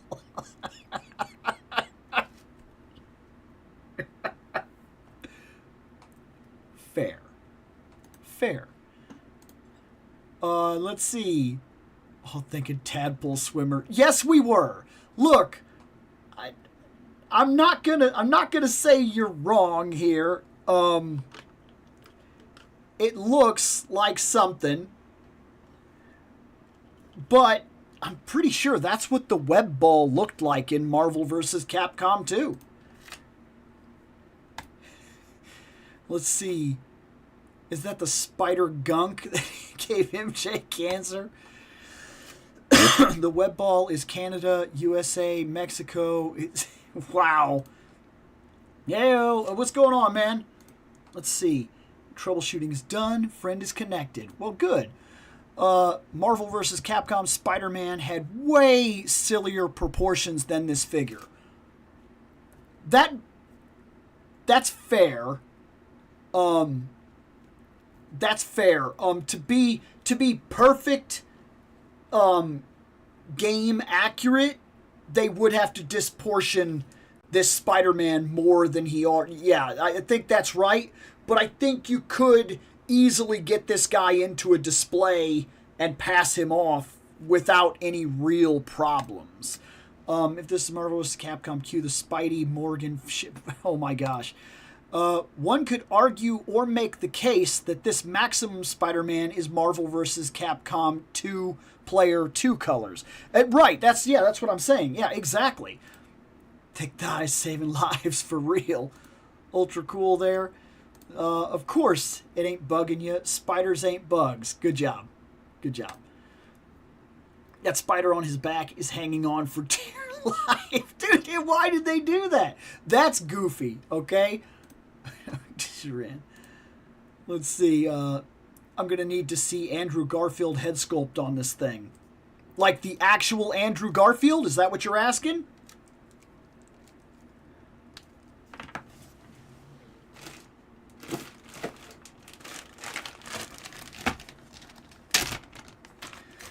Oh, let's see. Where are you, Andrew? I've been keeping all my heads right here.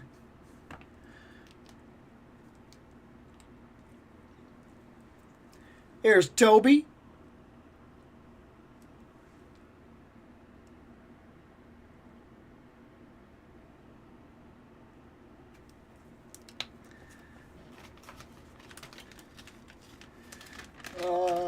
Let's see.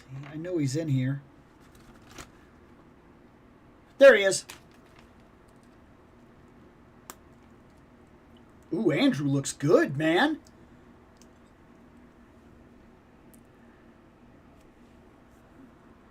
Andrew looks good. It's solid. It works.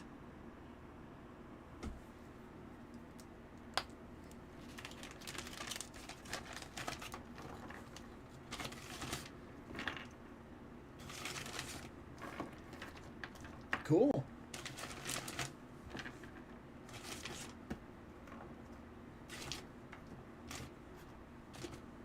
I shouldn't have dumped out all the heads.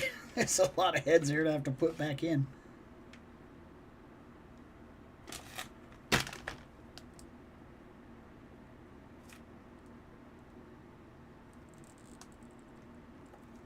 That's, oh, it looks goofy. The superior Spider-Man head makes him look like an alien or something. It doesn't work. I was interested nonetheless, but it looks really weird on him.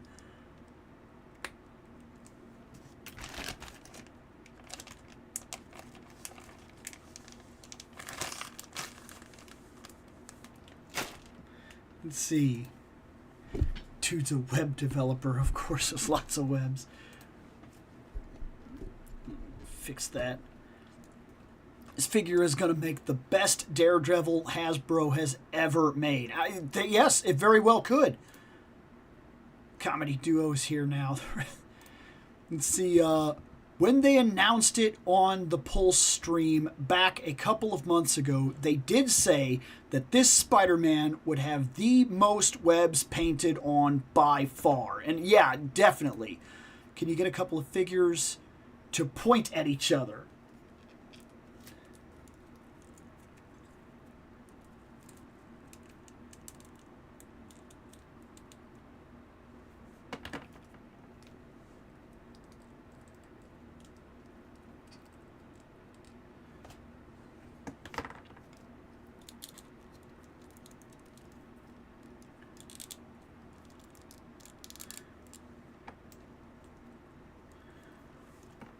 We're going to try this. There. Can I angle this so it kind of works? Let me get him up like this. Hold strong, leg. That's the best I can do with my hands. Okay? Let's put him over here. No. There. That was hard with like not having 3 arms. I like this figure. I just don't like the idea of finally getting the ideal version of a character and it's double price deluxe rather than becoming the new standard of the line. And I get that. Very much I get that. Get this guy, younger him, and Japanese Spider-Man and do the No Way Home triple Spider-Man pose. I don't think I could do that without having somewhere, like I would need a base to put things on. But I could probably save your comment and do something like that in a short. Pointing at your alternate clone is another Spider-Man thing. I'm actually kind of glad this doesn't come with a flight stand because the Hasbro flight stands are big, bulky, ugly, and take up a lot of space. Fair. But this could have also been a chance for them to rework a standardized flight stand, like just giving us something like this. Just something. Or the flight stand that we currently have for like McFarlane. Nothing too egregious, but just simple enough that it gets the job done. Like, we don't need anything crazy, but like, if you're gonna play $60 games,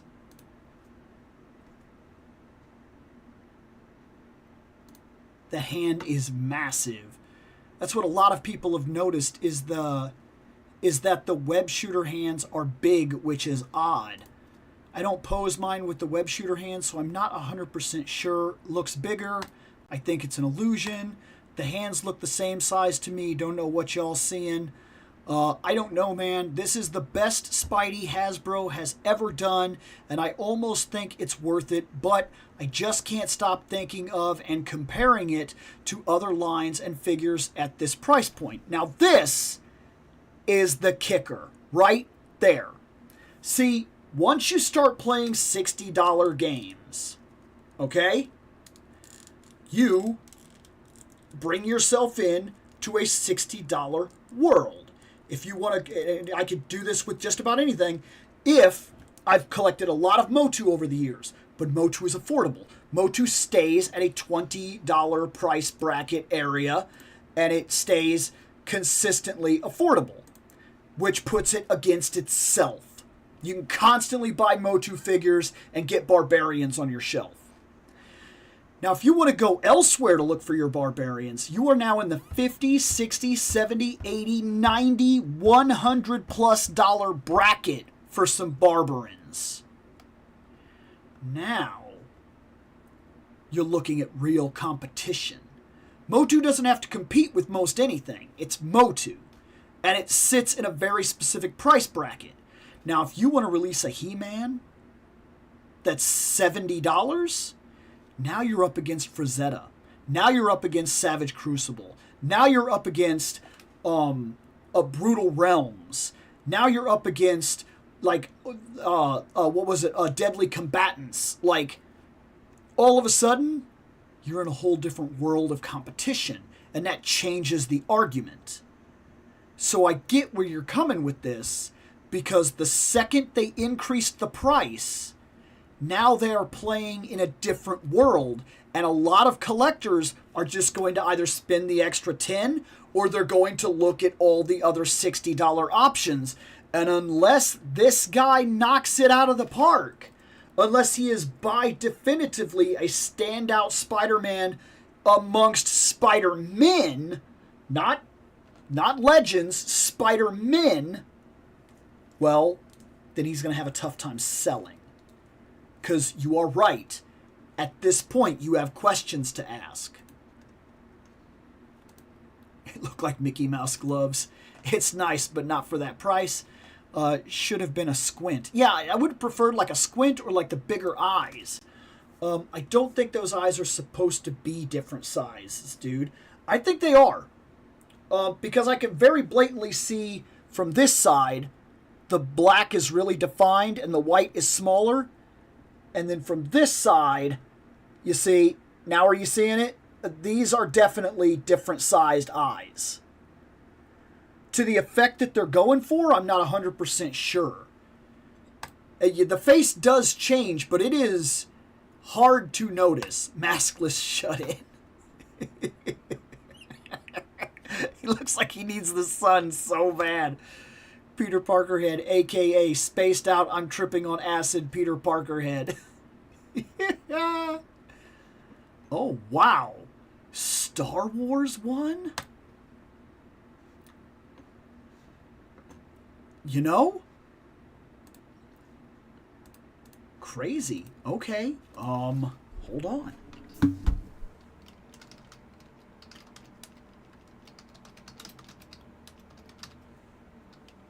Okay. Star Wars. I don't even know what's sitting over here right now. Oh, there it is.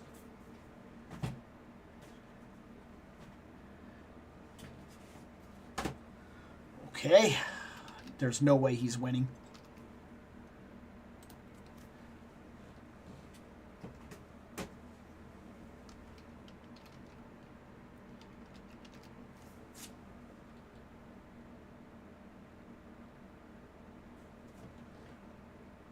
Yeah.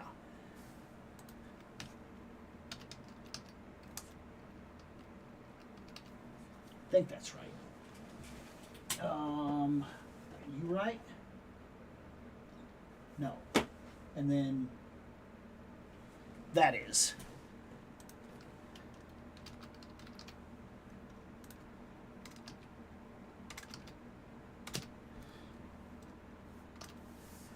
Bam! We haven't had a Star Wars win in a while. Not since we opened the White Suit Vader has Star Wars won one of these.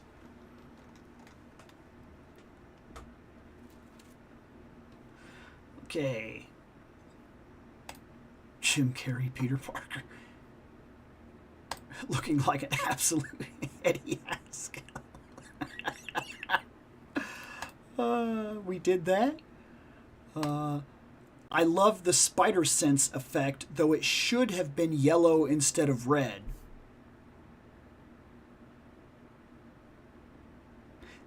You know, that would have helped it stand out. You could very well be right about that. He has delivered on that promise then? Dude, I think he has. I think right now, as mad as people are, Maximum line has not missed yet. I know how that's going to make some people feel, but I think it's done what it's promised to do.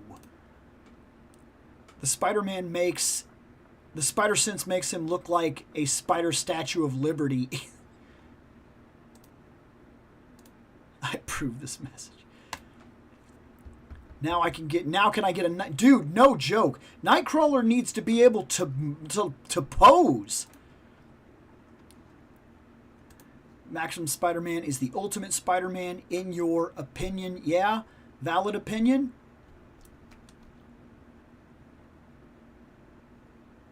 Oh. Ultimate, like, no, he's definitely not... If you're talking about, like, back when they did the Ultimate line of books, no, I wouldn't call him Ultimate Spider-Man. But if you're talking about, like, the Ultimate, the best one you can get right now, for this line, I really think it is. Oh, no. No, I don't know about... Sure. What's going on, man? I'll take on this.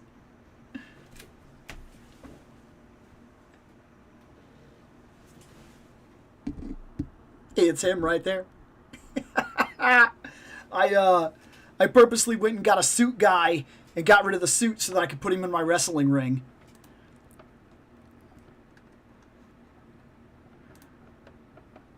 Let's see. The superior Spidey head makes the eyes look like Catwoman spy shades. Maximum looks like a Kamen Rider helmet. Let's see. So, question. What's better with barbarian figures? Skeletons, beasts, dragons? Beasts. So, skeletons... This is going to get very personal. Skeletons are a very cool effect. It's cool to have them lying around, but it's not necessarily... It's a Jason and the Argonauts thing. It's really cool to have a couple of skeletons fight a barbarian. But, arguably not as cool. Here's why. Most of the time, when I have seen barbarians in actual barbarian comic books, or anything of that nature, barbarians will rip through skeletons with no problem because they're no substance. They're just there. Maybe there's a magic or something like that kind of keeps them running, and maybe that makes it a little difficult. But, like, it is very common for skeletons to be fodder. Like, barbarians rip through 20 skeletons to get to the guy they're after. Beasts, like bestial men, that is different. Beasts are kind of what barbarians were made to fight. Angry giant, like gorilla-esque creatures that jump you, and like now the barbarian, he's just a guy. He has to get the perfect strike as fast as he can to end the confrontation before it escalates, because he cannot fight a beast. Dragons? I think we're moving into knights territory. And I get that dragons are also a thing that show up in barbarian things. But on a personal level, if you're going to have dragons, dragons fit an era where knights fight dragons. It's very well achieved at this point. It's a status symbol. It works. It's perfect for them. In a D&D setting, I'm not saying like a dragon guy, but that still falls in for me. A dragon-esque man is still kind of a bestial creature. You get what I'm saying? Like, Lizard from Spider-Man is still something I would consider bestial, not dragon. When you say dragons, and we can have a very difference of opinion here, dragons are great, big, scary creatures, okay? They're dragons. They're big things. They breathe fire. Sometimes they spit ice. They're dragons. They tend to fight a different kind of thing. Now, can a barbarian fight a dragon? Can still look very cool? Yes, but I would put barbarians in a different world and probably influenced through Conan the Barbarian. Barbarians feel like they fight giant snake-like creatures more so than dragons, and that still kind of feels like a bestial type of guy. It's not like a gorilla type of thing or something like that. It's not a bear man, but lizard men still kind of fit more man than dragon, and that still feels like a beast concept to me. That's where I stand with it.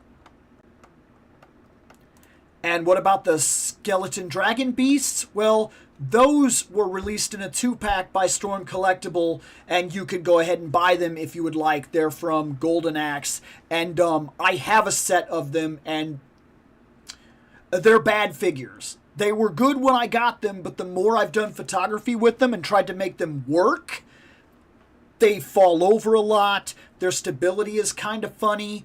They don't hold anything. Their hands suck. They have very poor balance if you do put anything in their hands because they have no weight to counteract anything. They're bad figures, for what it's worth. I'd love a modern Hercules adventure, Atlanta 1/12. The old Xena and her figures weren't good. Oh, they were bad. They were bad figures. 100% agree. Please give us a new age 1/12 fully articulated Xena. Yeah, those eyes are different. The outside shape doesn't change at all, so you got to get close in to really tell. So far, Revan is winning this. You have any Mafex Spider-Mans to compare this to? I do not. When it comes to Spideys, I've never been gifted outside the Marvel line, and because there's so many to choose from in the Marvel line, and they also kind of do something that I like in the Marvel line. I mentioned I like when these are painted on. I've noticed when you go to things like Mafex and other things like that, they like to sculpt the webs in. I'm actually not a huge fan of the sculpted webs. I think if the movie had sculpted webs and you want to sell the movie to me, and so if you were to sell Sam Raimi Spider-Man and it did not have the sculpted webs, they were just painted silver, I don't think that's good. But Spider-Man is wearing a cloth bodysuit. They're not sculpted. I always thought that looked awkward on all the Spider-Man figures. See, I just got my first skeletons the other day. 4 Horsemen Graveyard skeletons. I got them for more than just my Conan. Skellies are multi-use Halloween jokes. No, I saw that pack. That looks like a good pack. Those skeletons, those look like they're really cool. I'm interested myself, actually. Beastmen strictly for slaughter. Werebeasts are suitable to fight barbarians like the Snake Men. Knights and paladins are usually suited to fight undead and dragons. Put barbarians on a dragon and destroy those beasts together. That would be cool. So barbarians would fight a Chinese dragon, big snake. Meanwhile, knights fight wyverns. Now who fights armored bipedal Bahamut dragon? Cloud. If I had to pick one Marvel Mafex for you to consider, I would say they're Deadpool. Head and belt buckle options. Are you telling me to buy a Deadpool? Because I'm not actually a big fan of Deadpool. It's your fault. I watched a clip of Fire and Ice, and seeing Tigra with 2 legs rather than your fidget version was weird.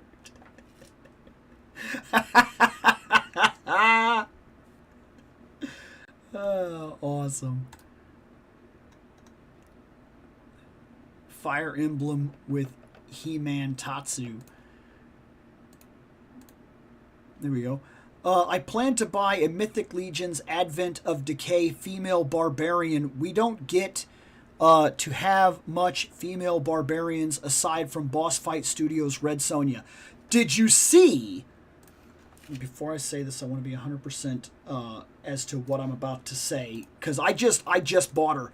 I just ordered one of the coolest looking barbarians I think I have literally ever seen, female barbarian wise. I mean, she is totally sick. I don't think this is it. Yes. So Combatants Fight for Glory released Gold Hilder. And if you haven't seen this, let me go ahead and do this. I'll show this to you. If you haven't seen her, she is so good, man. Let me do that. Boop. And then I will go down here. Look at her, man. She is sick. Like, she is so unbelievably good. She's got this fur overcoat, which is really cool because that's very much like a Red Sonja walking in the frozen wilderness kind of thing. This is her base. I like this hair with all the braids and everything like that, but she's still got that barbarian. There's enough skin exposed, but enough like really raw, hardcore kind of armor. She walks with that axe and that sword. Like, she looks mean too. That face is so good. She's got that hard body where she's like, she's tough looking, but she's still like, you know, she's still a woman for what it's worth. Like, look at that. That's really cool. That's very much like you could use this figure and put it out in the snow with the boots and whatnot and having this wrapped around her and kind of having it blow in the wind. I think you'll have to modify this if you want to get like a wire in there. I just think that it lays on her, but dude, it looks really good. She is one of the coolest female barbarians I think I have literally ever have. She comes with a freaking the Dragonborn helmet. Yeah, she is crazy good. Like, crazy good, man. She's got to be one of the literal best figures, female barbarian wise, that I have ever seen. And I can't say this for sure, but if I'm not mistaken, the Fight for Glory figures, they're all nude body. So anything that you get with her that you want to use with something else, you can. So like in Combatants, like, okay, so like this one right here, this one shows it off really well. All of this that she comes with, all of this, these are actually like clothes. So you can actually take all of it off. As you can see, she comes with a dress and everything like that. So these, the more you get, the more options and the more characters you can make from swapping parts and whatnot with other characters, because you'll actually collect clothes as you go. And also, Combatants is actually known for releasing just like stuff lines. Like, you can actually just go in and buy stuff. You want stuff for your Combatants, you can just go get stuff. It's actually really cool. It's a really good line. It's really cool. That is probably, for me, I just put my money down for it not too long ago. That is one of the coolest barbarian lines I have ever seen. If you want a female barbarian that's absolutely top notch, that's her, man. That's so good. I'm not a big fan of Deadpool. Does nothing for me. I grew up in a time where Deadpool was not the funny guy. It's hard to explain. Like, the comic books that I seen him in, like, he'd crack some jokes or whatever, but like, he wasn't what he is today. So then when he became what he is today, and then other characters started like trying to be him, he actually just started to like annoy me, not be funny. And then that really drove me away from him. I like the Deadpool movies, and that's about it. Now, you buy what you like. That Deadpool is just the Greta version of that particular character and good introduction to Mafex figures in general. Frazetta Icons Norseman is a good alternative barbarian figure. No word when their Conan figure would get out. It's already July.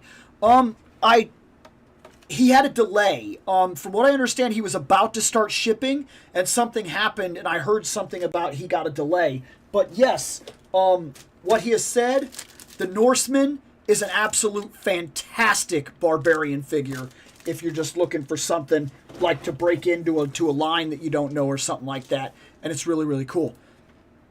Oh, I got one combatants. Yeah, cool. This will be my first time jumping into combatants, but they've had my attention for a very long time. I bring up Mafex because they're kind of the other big name for Marvel figure collectors. The Xerxes lady.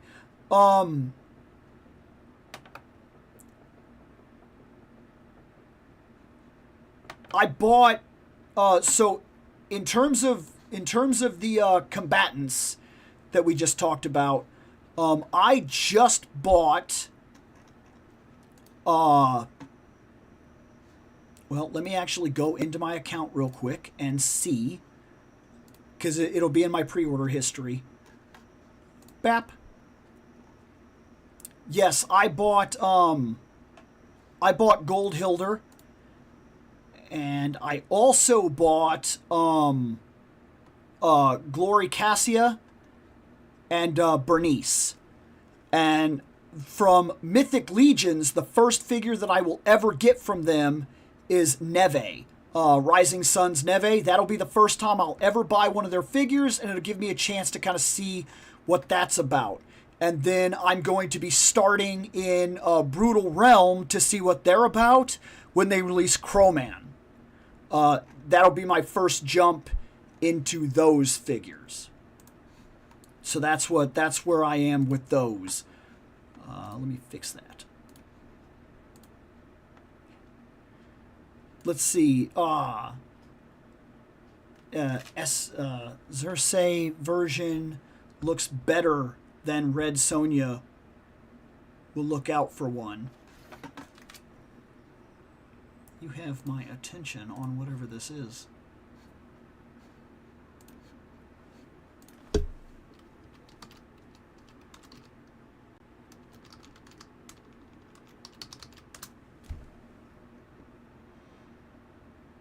Oh, yeah.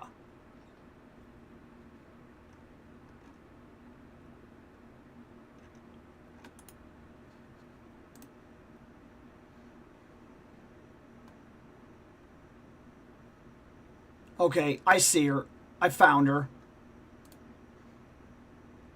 I don't know that I would say that she looks better than a Red Sonja figure to me, but she is very solid. She does look like she's very, very cool.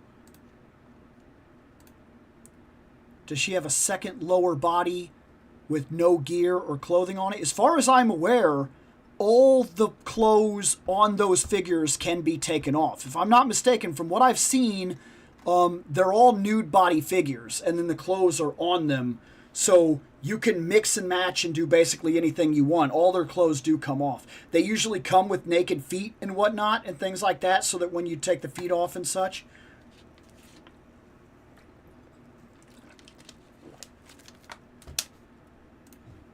These indie lines are really kicking the crap out of my... Dude, I know. It's actually getting tough. Revan 1. Tatsu are currently multitasking. We're watching this, chatting, and doing an anime Discord roleplay. Indie toys have been killing. Dude, it's... I've told people over and over and over again, and I don't care how much they want to argue. Look, I understand the idea of getting, like, ate up and feeling like the toy industry is against you and everything. We, and I've already done a video on this, you can argue your points with me if you want. We are in a golden age of action figure collecting. The golden age. It has never been this acceptable, this accessible, or this good. Ever. Like, there is almost nothing you cannot find or cannot get. If you just want to look around, you will find something you like. You like barbarians? They're out there. Skeletons? They're out there. Lizardmen? They're out there. There's no end to what you can seem to find right now. You can get Golden Girls action figures right now. There's nothing you can't just go find at this point. And if it doesn't exist, people are making it. Oh, you got the Norseman. I want to see that compared to the Super 7 Conan stuff. Looks way better to me. I can understand that. He's never won he's never won the show yet. He's never been opened. He's one that I might end up opening on my own in a standalone video. That new Ball and Chain Warrior from Savage Crucible is my favorite barbarian right now. I didn't get him because I said if I'm going to get a Conan, I want to get a straight Conan, and I knew that's kind of what he was going to be. And I think now I'm at a point where I may have put it off too long, and I don't even know if I can necessarily get him. Like, yeah.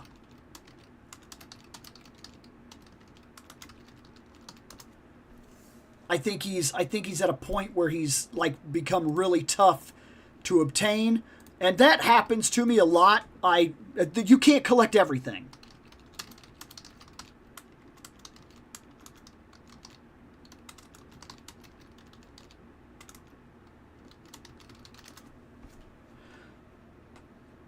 Well, actually,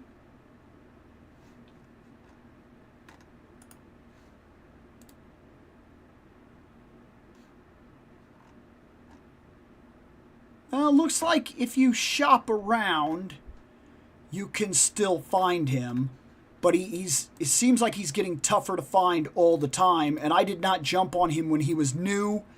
I really almost did. I was that close, and I passed him up. And went with something else at the time. Hey, that's the nature of the game. I have some Lego-like minifigs of Sonic characters. The set I have has a certain jackal in it. The gold armor Lady Death, just too rich for me. Going with the SDCC Street Fighter figures instead. I saw that Lady Death. If the only thing I really know about Lady Death, it's something I've never read. I know what she looks like, and that's about it. I don't have anything else that I can really go on. So true. Other people compare him to Conan, and he can stand in as one. Is a solid action figure overall. Where does your crew go for council with no Guinan on the shelf? Right now, they have to go to Deanna. Which is not good for them because she's kind of bad at her job. Look, I love Star Trek. I love The Next Generation. I love Troy. As long as Guinan is on the ship, Troy has nothing to do. Like, she has no job. Like, she's bad at her job.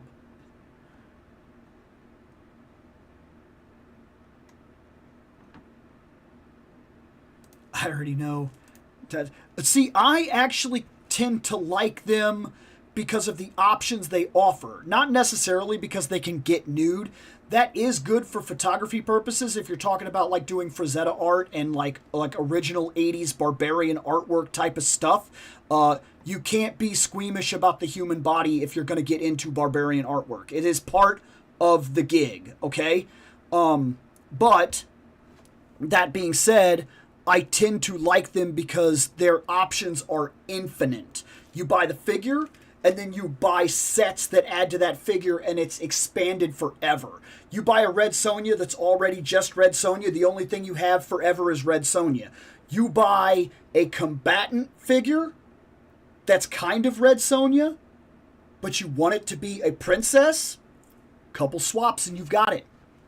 You want it to be a slave girl on the markets, couple of swaps, and you've got it. They can fit in for any photography idea you have at any time as long as you have the parts. They're fantastic. I wonder how the skin tone on those Frazetta Barbarians compares to the Mezco Conan skin tones. I only have one, so I'll only be able to tell you when I get it. I've said this a couple of times, but Warrior with Ball and Chain from Savage Crucible reminds me of the arcade game Black Tiger. What's your thoughts on the newly announced Spider-Man Hellfire Gala figure that was announced today does nothing for me personally, as I don't like how it looks.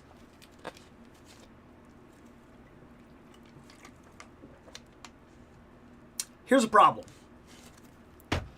He gets on there and he goes, hey, later this week, big reveal. And I'm like, oh shit. Then, yesterday, he's on X, and he posts a whole bunch of Mephisto pictures. Like a whole line of best Mephisto moments and all this other stuff. And I'm like, oh crap. Are they about to reveal... Like, because why else would he be doing this right now? He just said he's going to reveal it. He's going to reveal something later this week. It's going to be really big. It's going to get a lot of attention. It's going to be cool. Today he posts that Spider-Man. Who cares? Like, if this is your Spider-Man, then please run right out and get it.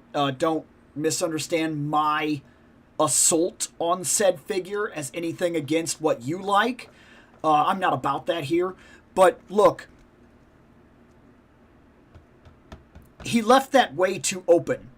He could have revealed almost anything and I would have been disappointed because he was just like, big deal coming, and it was just in text. He didn't post a picture or a hint or anything. Just get ready, it's gonna be big. So I'm waiting for big. And the night before he posts this big Spider-Man, he's posting all this Mephisto stuff. And what is something we've been asking for a long time? So I'm like, oh, it's happening. It's at our doorstep. It's happening. Nope. Nope. Get ready for that Spider-Man. I was like, oh, man.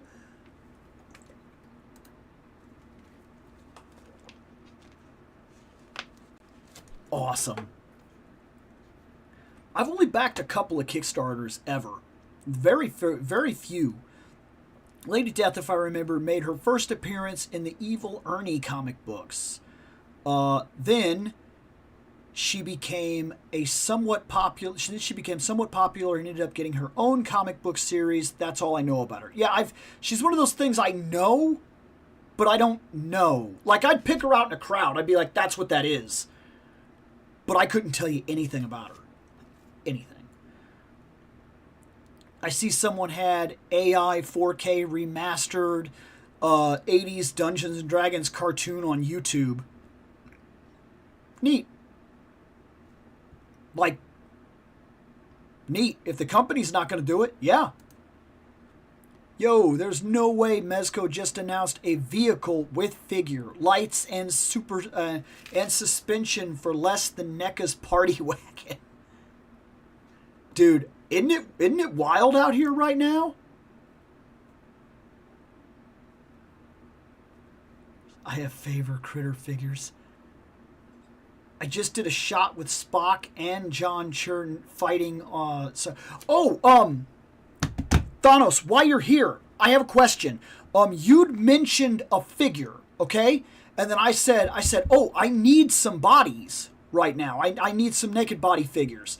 To do, because I want to do like some stuff like where Conan's standing on the bodies and whatnot. He has the axe and like the woman's kind of hanging on his heel or whatever. Like, I want those kind of shots and I can't get them because right now the figures I have don't really work for the kind of stuff that I need for like really fantastic barbarian shots. And then I saw you were using a very specific body and I said, what is that? You told me what it is. I bought one. I think it's authentic. I got it off Amazon. It's a crazy figure. It seems to be real, but is this it? Like, does this look familiar, or did I buy some kind of knockoff? Like, it looks like it's right, but I don't have any experience with this line. I bought it, and it got here very fast. It arrived in literally a day. So that was one of those things. It's not coming from China or anything like that. So that made me feel like I probably got something real, but I don't know. And I know you've got one. Barbarian figures will go well with those blood splatter accessory packs from Big Bad Toy Store and Amazon. Yes, they will. Medi and Memory are doing that with their Warcraft, and now they are releasing they're releasing head and weapon pack figures crossed for armor sets soon. Let's see. Squeamish, he's just... Okay. Apparently, the Evil Ernie comic books, the main character Evil Ernie pulls a Thanos and basically tries to find ways to kill all life on Earth to please the ultimate sin. Yeah, that's the one I was using. Great. Great news. I was honestly concerned because when she got here, I was like, I've bought BS before. Because my idea, I have another idea for this. If this works out, I want to get another one of these, and I want to take the Chun-Li head that I have and swap it onto the body. And I saw that they sell 112 suits for the Chun-Li in the like the tracksuit Chun-Li. You can buy that tracksuit for those figures, and I was like, that's a good chance for me. I could actually get the I could actually get the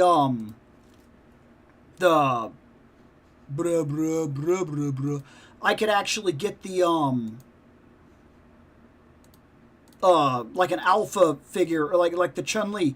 I don't know, all of a sudden I can't speak.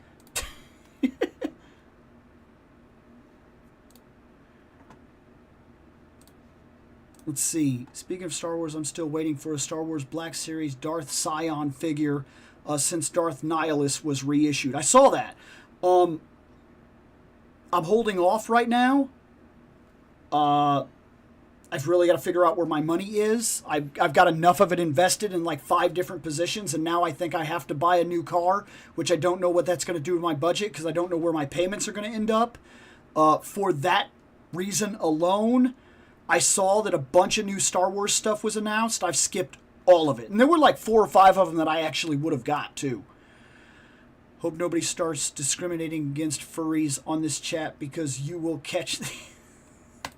Calm down. Nobody is... How do I put this? Nobody cares right now about one way or the other. Dan and Hasbro is pulling WandaVision on us. Now, whenever we see a Mephisto tease... Yeah, exactly. So, give us your version of a Barbarian HasLab and what's included in it.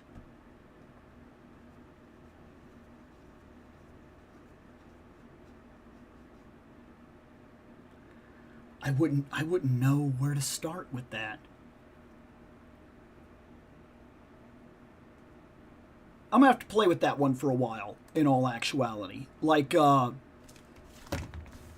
on.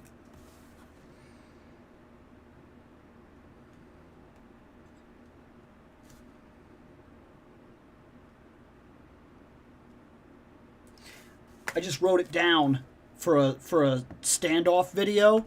And here's my issue right now. The reason I'm having trouble even kind of comprehending that is because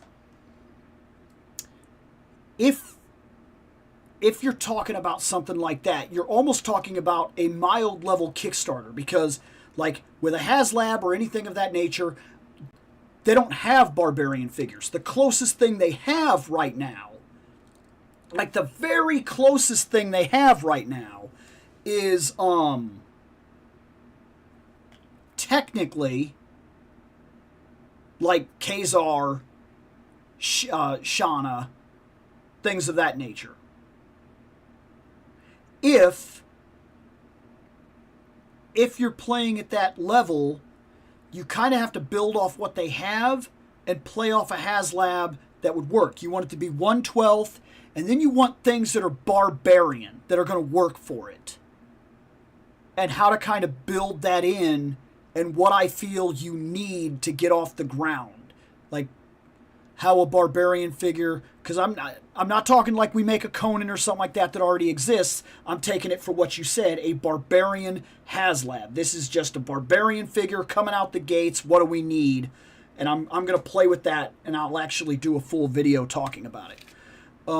I started building a 4-tier Death Star display photo in my closet. Been leaning more into sci-fi lately. That's pretty cool. Bill's dyslexia is now entering ludicrous speed. By the way, thoughts on Spaceballs 2 coming out? I'm looking forward to it. I don't care. I don't know if they can mess it up. You got Rick Moranis coming back, and there's more than enough Star Wars to play with now, even compared to what there was. And they can easily play off the fact that right now half the fandom is mad about it anyway. So just let them play.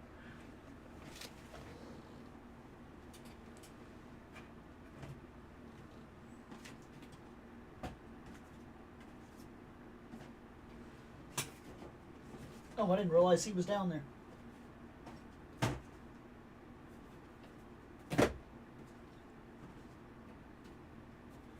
Oh, we need a lot more Wednesdays. We have accumulated so much stuff from not doing the show. All right. We're only opening 2 figures tonight, but let's go ahead and open it. I missed it. Let's do that again. Revan. Star Wars, Black Series, Revan, KOTOR. This is it, man. KOTOR is on the best Star Wars video game lists of any list that you will ever watch for a reason. Because it is, not even arguably, it is one of the very best Star Wars games ever created, hands down, period. That is because of its characters, that is because of its game, that is because of its story. That is because of the time when it hit. And that is because of one of the best, well-played shock moments in the history of all video games, hands down, no question, spoilers for a game that's that old. This guy right here, this blew your mind. This was like nothing you saw coming. Few people have I ever seen are being real when they claim that they knew about this. They didn't. It caught thousands of us by surprise. Like, literally thousands of us. We did not see it coming. This game was unreal. When I bought my Xbox, I bought my Xbox and 2 video games. That was it. It's all I had. All I had for a while. I got an Xbox, a second controller, a memory card, which I never used, because I found out it was literally pointless to have it after I'd already bought it. I bought 2 games. KOTOR and Crimson Sea. That was it. To this day, I do not own Crimson Sea, and I cannot find Crimson Sea without paying an obscene amount that I refuse to pay. But I remember liking Crimson Sea for what it's worth, and there are times I kind of wish I still had it. But this game was crazy. I mean, I took it home and we started playing it. It was me and a buddy of mine. As soon as I started playing it, we knew that we had something special here. Like, we didn't know exactly how deep it went and what we could get away with, but we knew this was different. To the point where I played it for about 3 hours. And then I said, you should play it. And he's like, why? We've gotten so far. And I was like, but what have we missed? And he's like, oh. So he loads a character, makes something completely different from me, starts going through, and purposely is a D-bag to everyone. Like, really playing up the dark side. And we start figuring out how much you can play this. Like, how far you can go, what you can get away with, what you can't get away with, like what parts are kind of written in stone, and what you can, like, mess with. Like where you could, like, work for the Becks and then get all the way to the end and then turn against the Becks, so you get all the experience from like dealing with the Becks, and then you get all the experience from dealing with the Volkers, like, and you just kind of play everybody against each other. And then debating how much I should talk about one part in particular, because Bastila is, even today, probably my second favorite Jedi in the history of Star Wars. Not a joke. So I don't really necessarily want to talk about the fact that you rescue her and then get too far into her character arc. But this guy answers a very interesting question in Star Wars. Why are they the way they are? And what I'm talking about is they seclude themselves and they fall inward on themselves. And they're almost like a Vulcan-esque society. Yeah, they talk about compassion and everything like that, but they're also talking about trust your feelings, control your emotions, calm yourself, blah, blah, blah. Don't be mad. Don't be hateful. Don't love things. Don't have attachments. Why? Because years ago, the Jedi made some decisions. This has happened throughout their history over and over and over again. I'm referencing this, but this has happened over and over and over again the more we look into their history.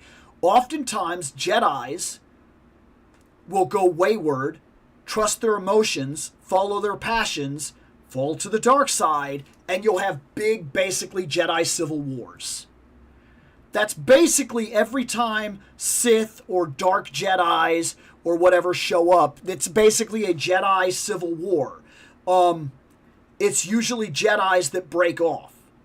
This time, it happened because there was a confrontation, a war, and people were dying in what this man thought was needlessness. And he said, why are we here? We should be doing something about this. Ironically, just like in the prequels when war broke out and all the Jedis decided, oh, we shouldn't step back from this and continue just basically being cops. We should be generals on the front line protecting the Republic, being literal war heroes. That's not what the Jedi should have done, because it's impossible to be a part of an equation like that and not lose yourself to it. And every time in the history of the Jedi, every time they've gotten involved in something like this, it's caused problems. The Jedi that stayed out of the encounter, that said, we are not going to do this, we're not going to war, we're not doing this thing, that's not what we do, Revan disagreed. And him and a bunch of other Jedi went to war. And it changed them. It changed them deeply. It had deep psychological impacts that drove them in a different way. And when they came back, they were not the same people anymore. That is a fallen hero aspect that's very interesting. It plays on your heartstrings, and especially when you play the game and you realize what is done to him to kind of bring him back, and then it's actually kind of up to you because of the way you're playing the game. Did they cure him? Were they wrong for doing what they did? Did they play a game that's now going to bite them in the ass? That's going to be up to you. This guy right here was that storyline. And you played it out. And you were shocked in the end when all of a sudden they revealed it to you, what was going on here. This was mind-blowing. And for its time, it was like nothing else. Like, you spent so long with this game, and the whole game was voice acted, and like all the dialogue trees and everything. There were so many decisions you could make, and then all of a sudden you get to this big moment, and it shocks you, and now you're going down the line. Like, I can't stress enough how big KOTOR was.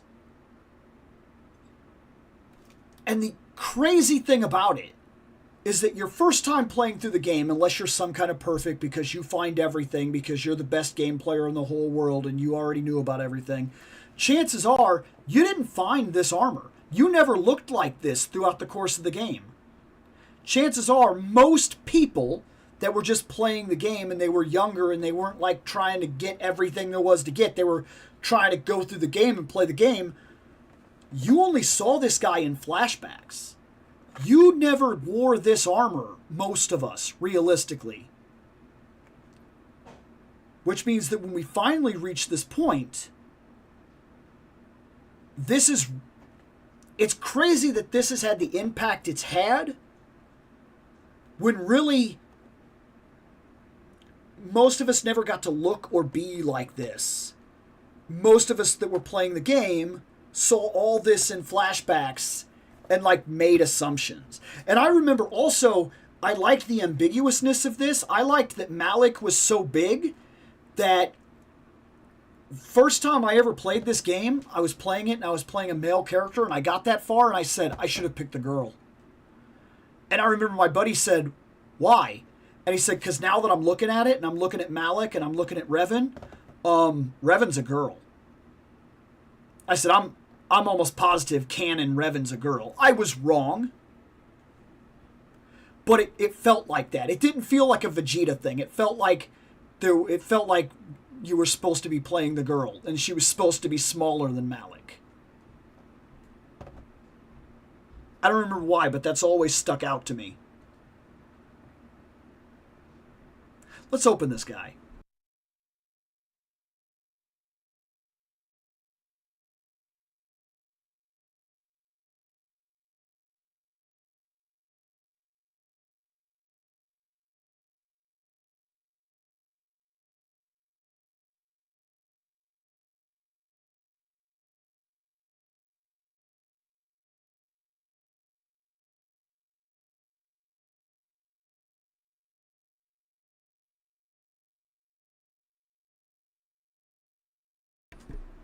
That was easy. Revan. We're looking at the 90-degree elbows here. I really think, look, I don't buy a lot of Star Wars figures, and there's actually a reason for it, and part of it is this. By now, the Star Wars figures should have updated their articulation. Like, why are you doing the knees like the rest of your lines? Like, your knees and whatnot feel like your G.I. Joe line. You have this upper swivel, which is nice. You have a lot of soft goods, which is actually pretty cool. I don't necessarily love what they've done with this cape. They've got it kind of stitched so that it stays like this, which is kind of cool, but it also means you can't, like, bring it out, and there is more cape there. I mean, it's a minor thing, but it does bother me. I like that this will not get in your way because it is a soft material, but it also feels rough, almost like a burlappy material. That's really cool. It is not a helmet. I'm looking at it. It is not a helmet. I thought maybe that would be something and there would actually be a head sculpt in there, which would have been really cool. Like, because I was thinking maybe you could pull this off and then you could see Revan, but you cannot. It is actually a head sculpt. It's not a helmet. It's not a covering. There's a lot of detail here that's nice. This is loose for what it's worth. Nothing seems like it'll get in your way, and it's probably good because all of your movement is going to be in your legs and whatnot, because just like always, while the Star Wars figures are good, they are like behind the time. They're behind the times.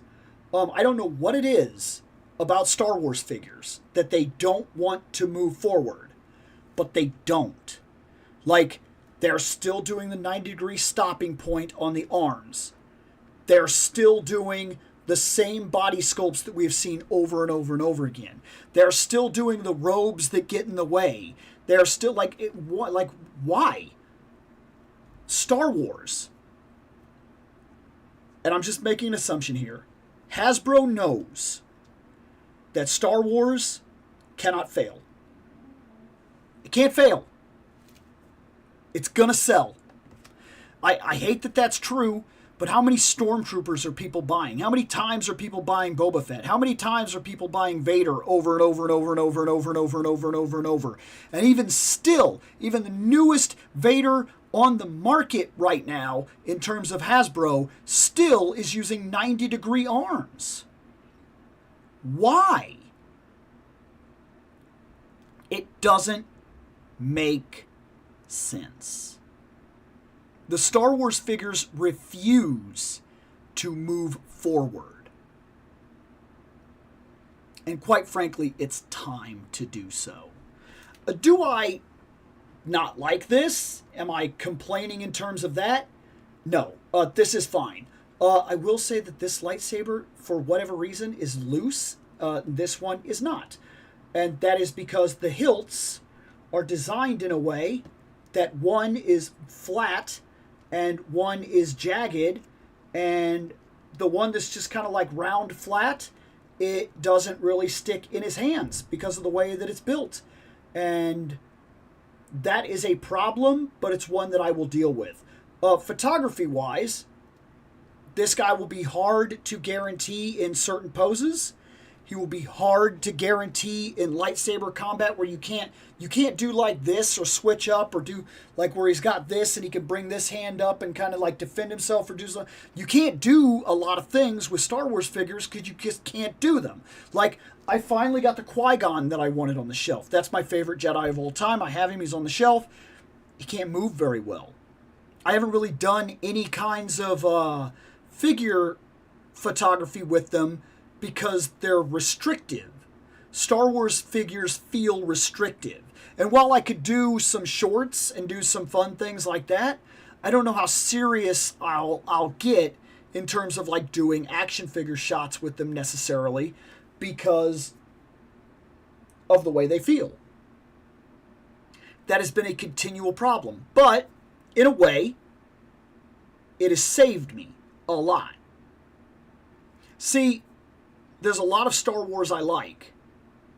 But in terms of buying Star Wars figures, I've been very careful. And the reason is because when it comes to Star Wars figures, I only need what I absolutely need.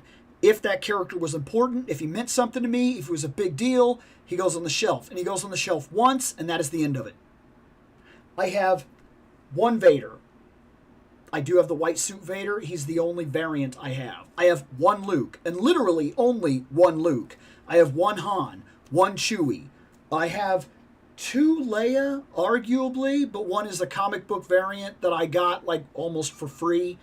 I have one Darth Maul, one Emperor, one Obi-Wan. Like, this is me when it comes to Star Wars. I have one Boba Fett, and it's all I need. I'm not interested in any others.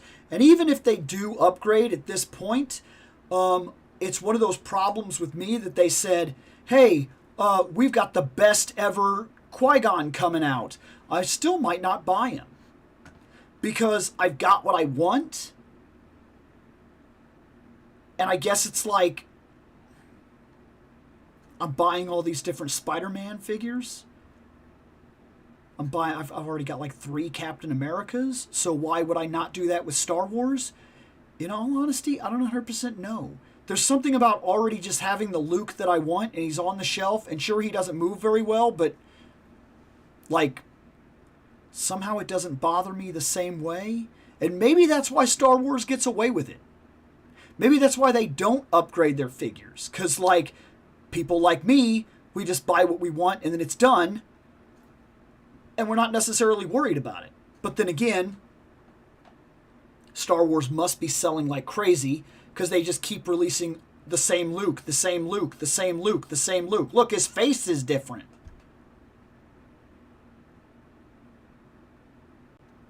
Interesting. I do wonder sometimes. It's almost like it's too big to fail, so it refuses to upgrade, but it desperately needs it. But then even if it did upgrade at this point, it wouldn't catch my attention. But I imagine it would catch a lot of other people's attention. So I mean, there's not that there's not a business sense to it. I don't know. And every time I buy a Star Wars figure, I feel this way. Like this is really cool. but it also feels like a figure from like 7 years ago. Maybe even a decade ago. But he is really cool. I'm more than happy to put him on my shelf, and I'll be very ecstatic to put Malik next to him. Because we do have Malik. We have Bastila, Malik. They're waiting. Someday they'll get voted on, and we'll hear more Star Wars stories and more Star Wars talk. We'll see when it happens. What's your thoughts on a new Street Fighter live-action movie being made? What do you think of the casting choices being made? I made a conscious decision a while ago to try to distance myself from the way I feel about casting. Because time after time after time, we have seen casting where the whole world has gone, really? Only to then be like, oh, wow. And I'm talking studios, too. Look, think about some people that, like, basically wouldn't have made it had it been left up to the masses, basically. You wouldn't have had Keaton Batman. That wouldn't be a thing. Originally, they didn't want Patrick Stewart because he was bald. Captain Picard would not have been a thing. Let's be honest. For all the people that knocked the idea of Ben Affleck Batman, as far as Batman went, no further than that, just Batman, I think he did good. I'm not saying those movies are good. I'm saying he did a good Batman. A new Street Fighter movie? It could be cool. But live-action Street Fighter movies also have the ability to crash and burn hard because you're trying to fit... It's like Mortal Kombat. Look, they got Mortal Kombat done correctly once. Then they screwed it up, and then they screwed it up, and then they screwed it up. Like, it's hard to make fighting games into live-action movies. Look at Dead or Alive. I don't know. It's not that I won't see it, but that's a tough one. I'm not sure Street Fighter needs a live-action movie. We need to see Darth Helmet not seen playing with his dolls again. We're not going to get to the figures. One could say this was Bill's most maximum live stream. Dude, he took up like an hour. Yes, Star Wars could use some upgrades. Star Wars figures seem to be stuck in the past. If the cloak is the Jedi's main uniform, why was Obi-Wan wearing one when he was in hiding?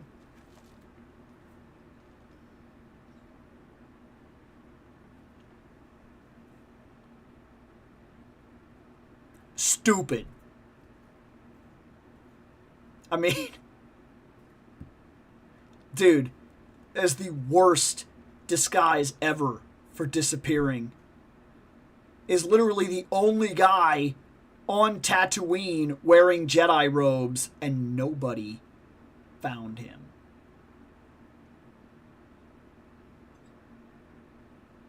Like, what happened?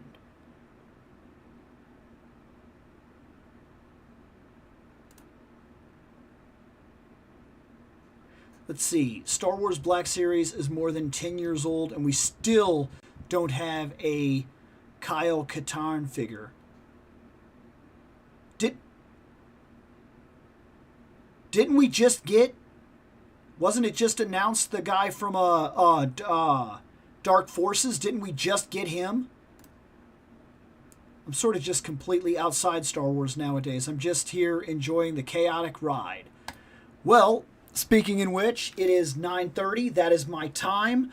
And these Wednesdays, we're going to try to make a lot more frequent. I don't know if it's going to be every Wednesday or every other Wednesday. We're going to try to get in here at 6 and then run from 6 to 9 or 6 to 9:30 on the average. I've already got it worked out that I can step off and do that on these Wednesday nights.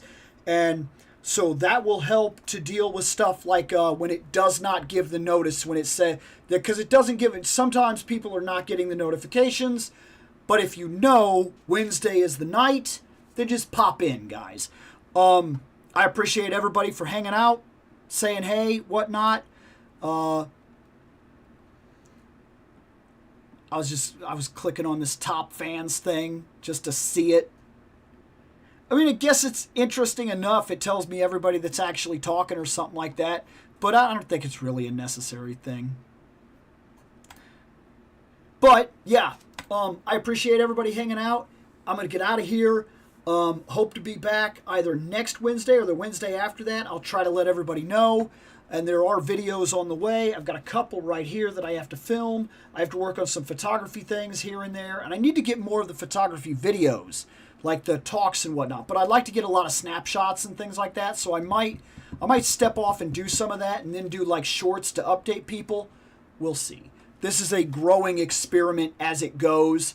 We're gaining subs, we're gaining views, whatever. We'll take it as it goes. We're not big, and we're not exactly trying to be. Later on, everybody.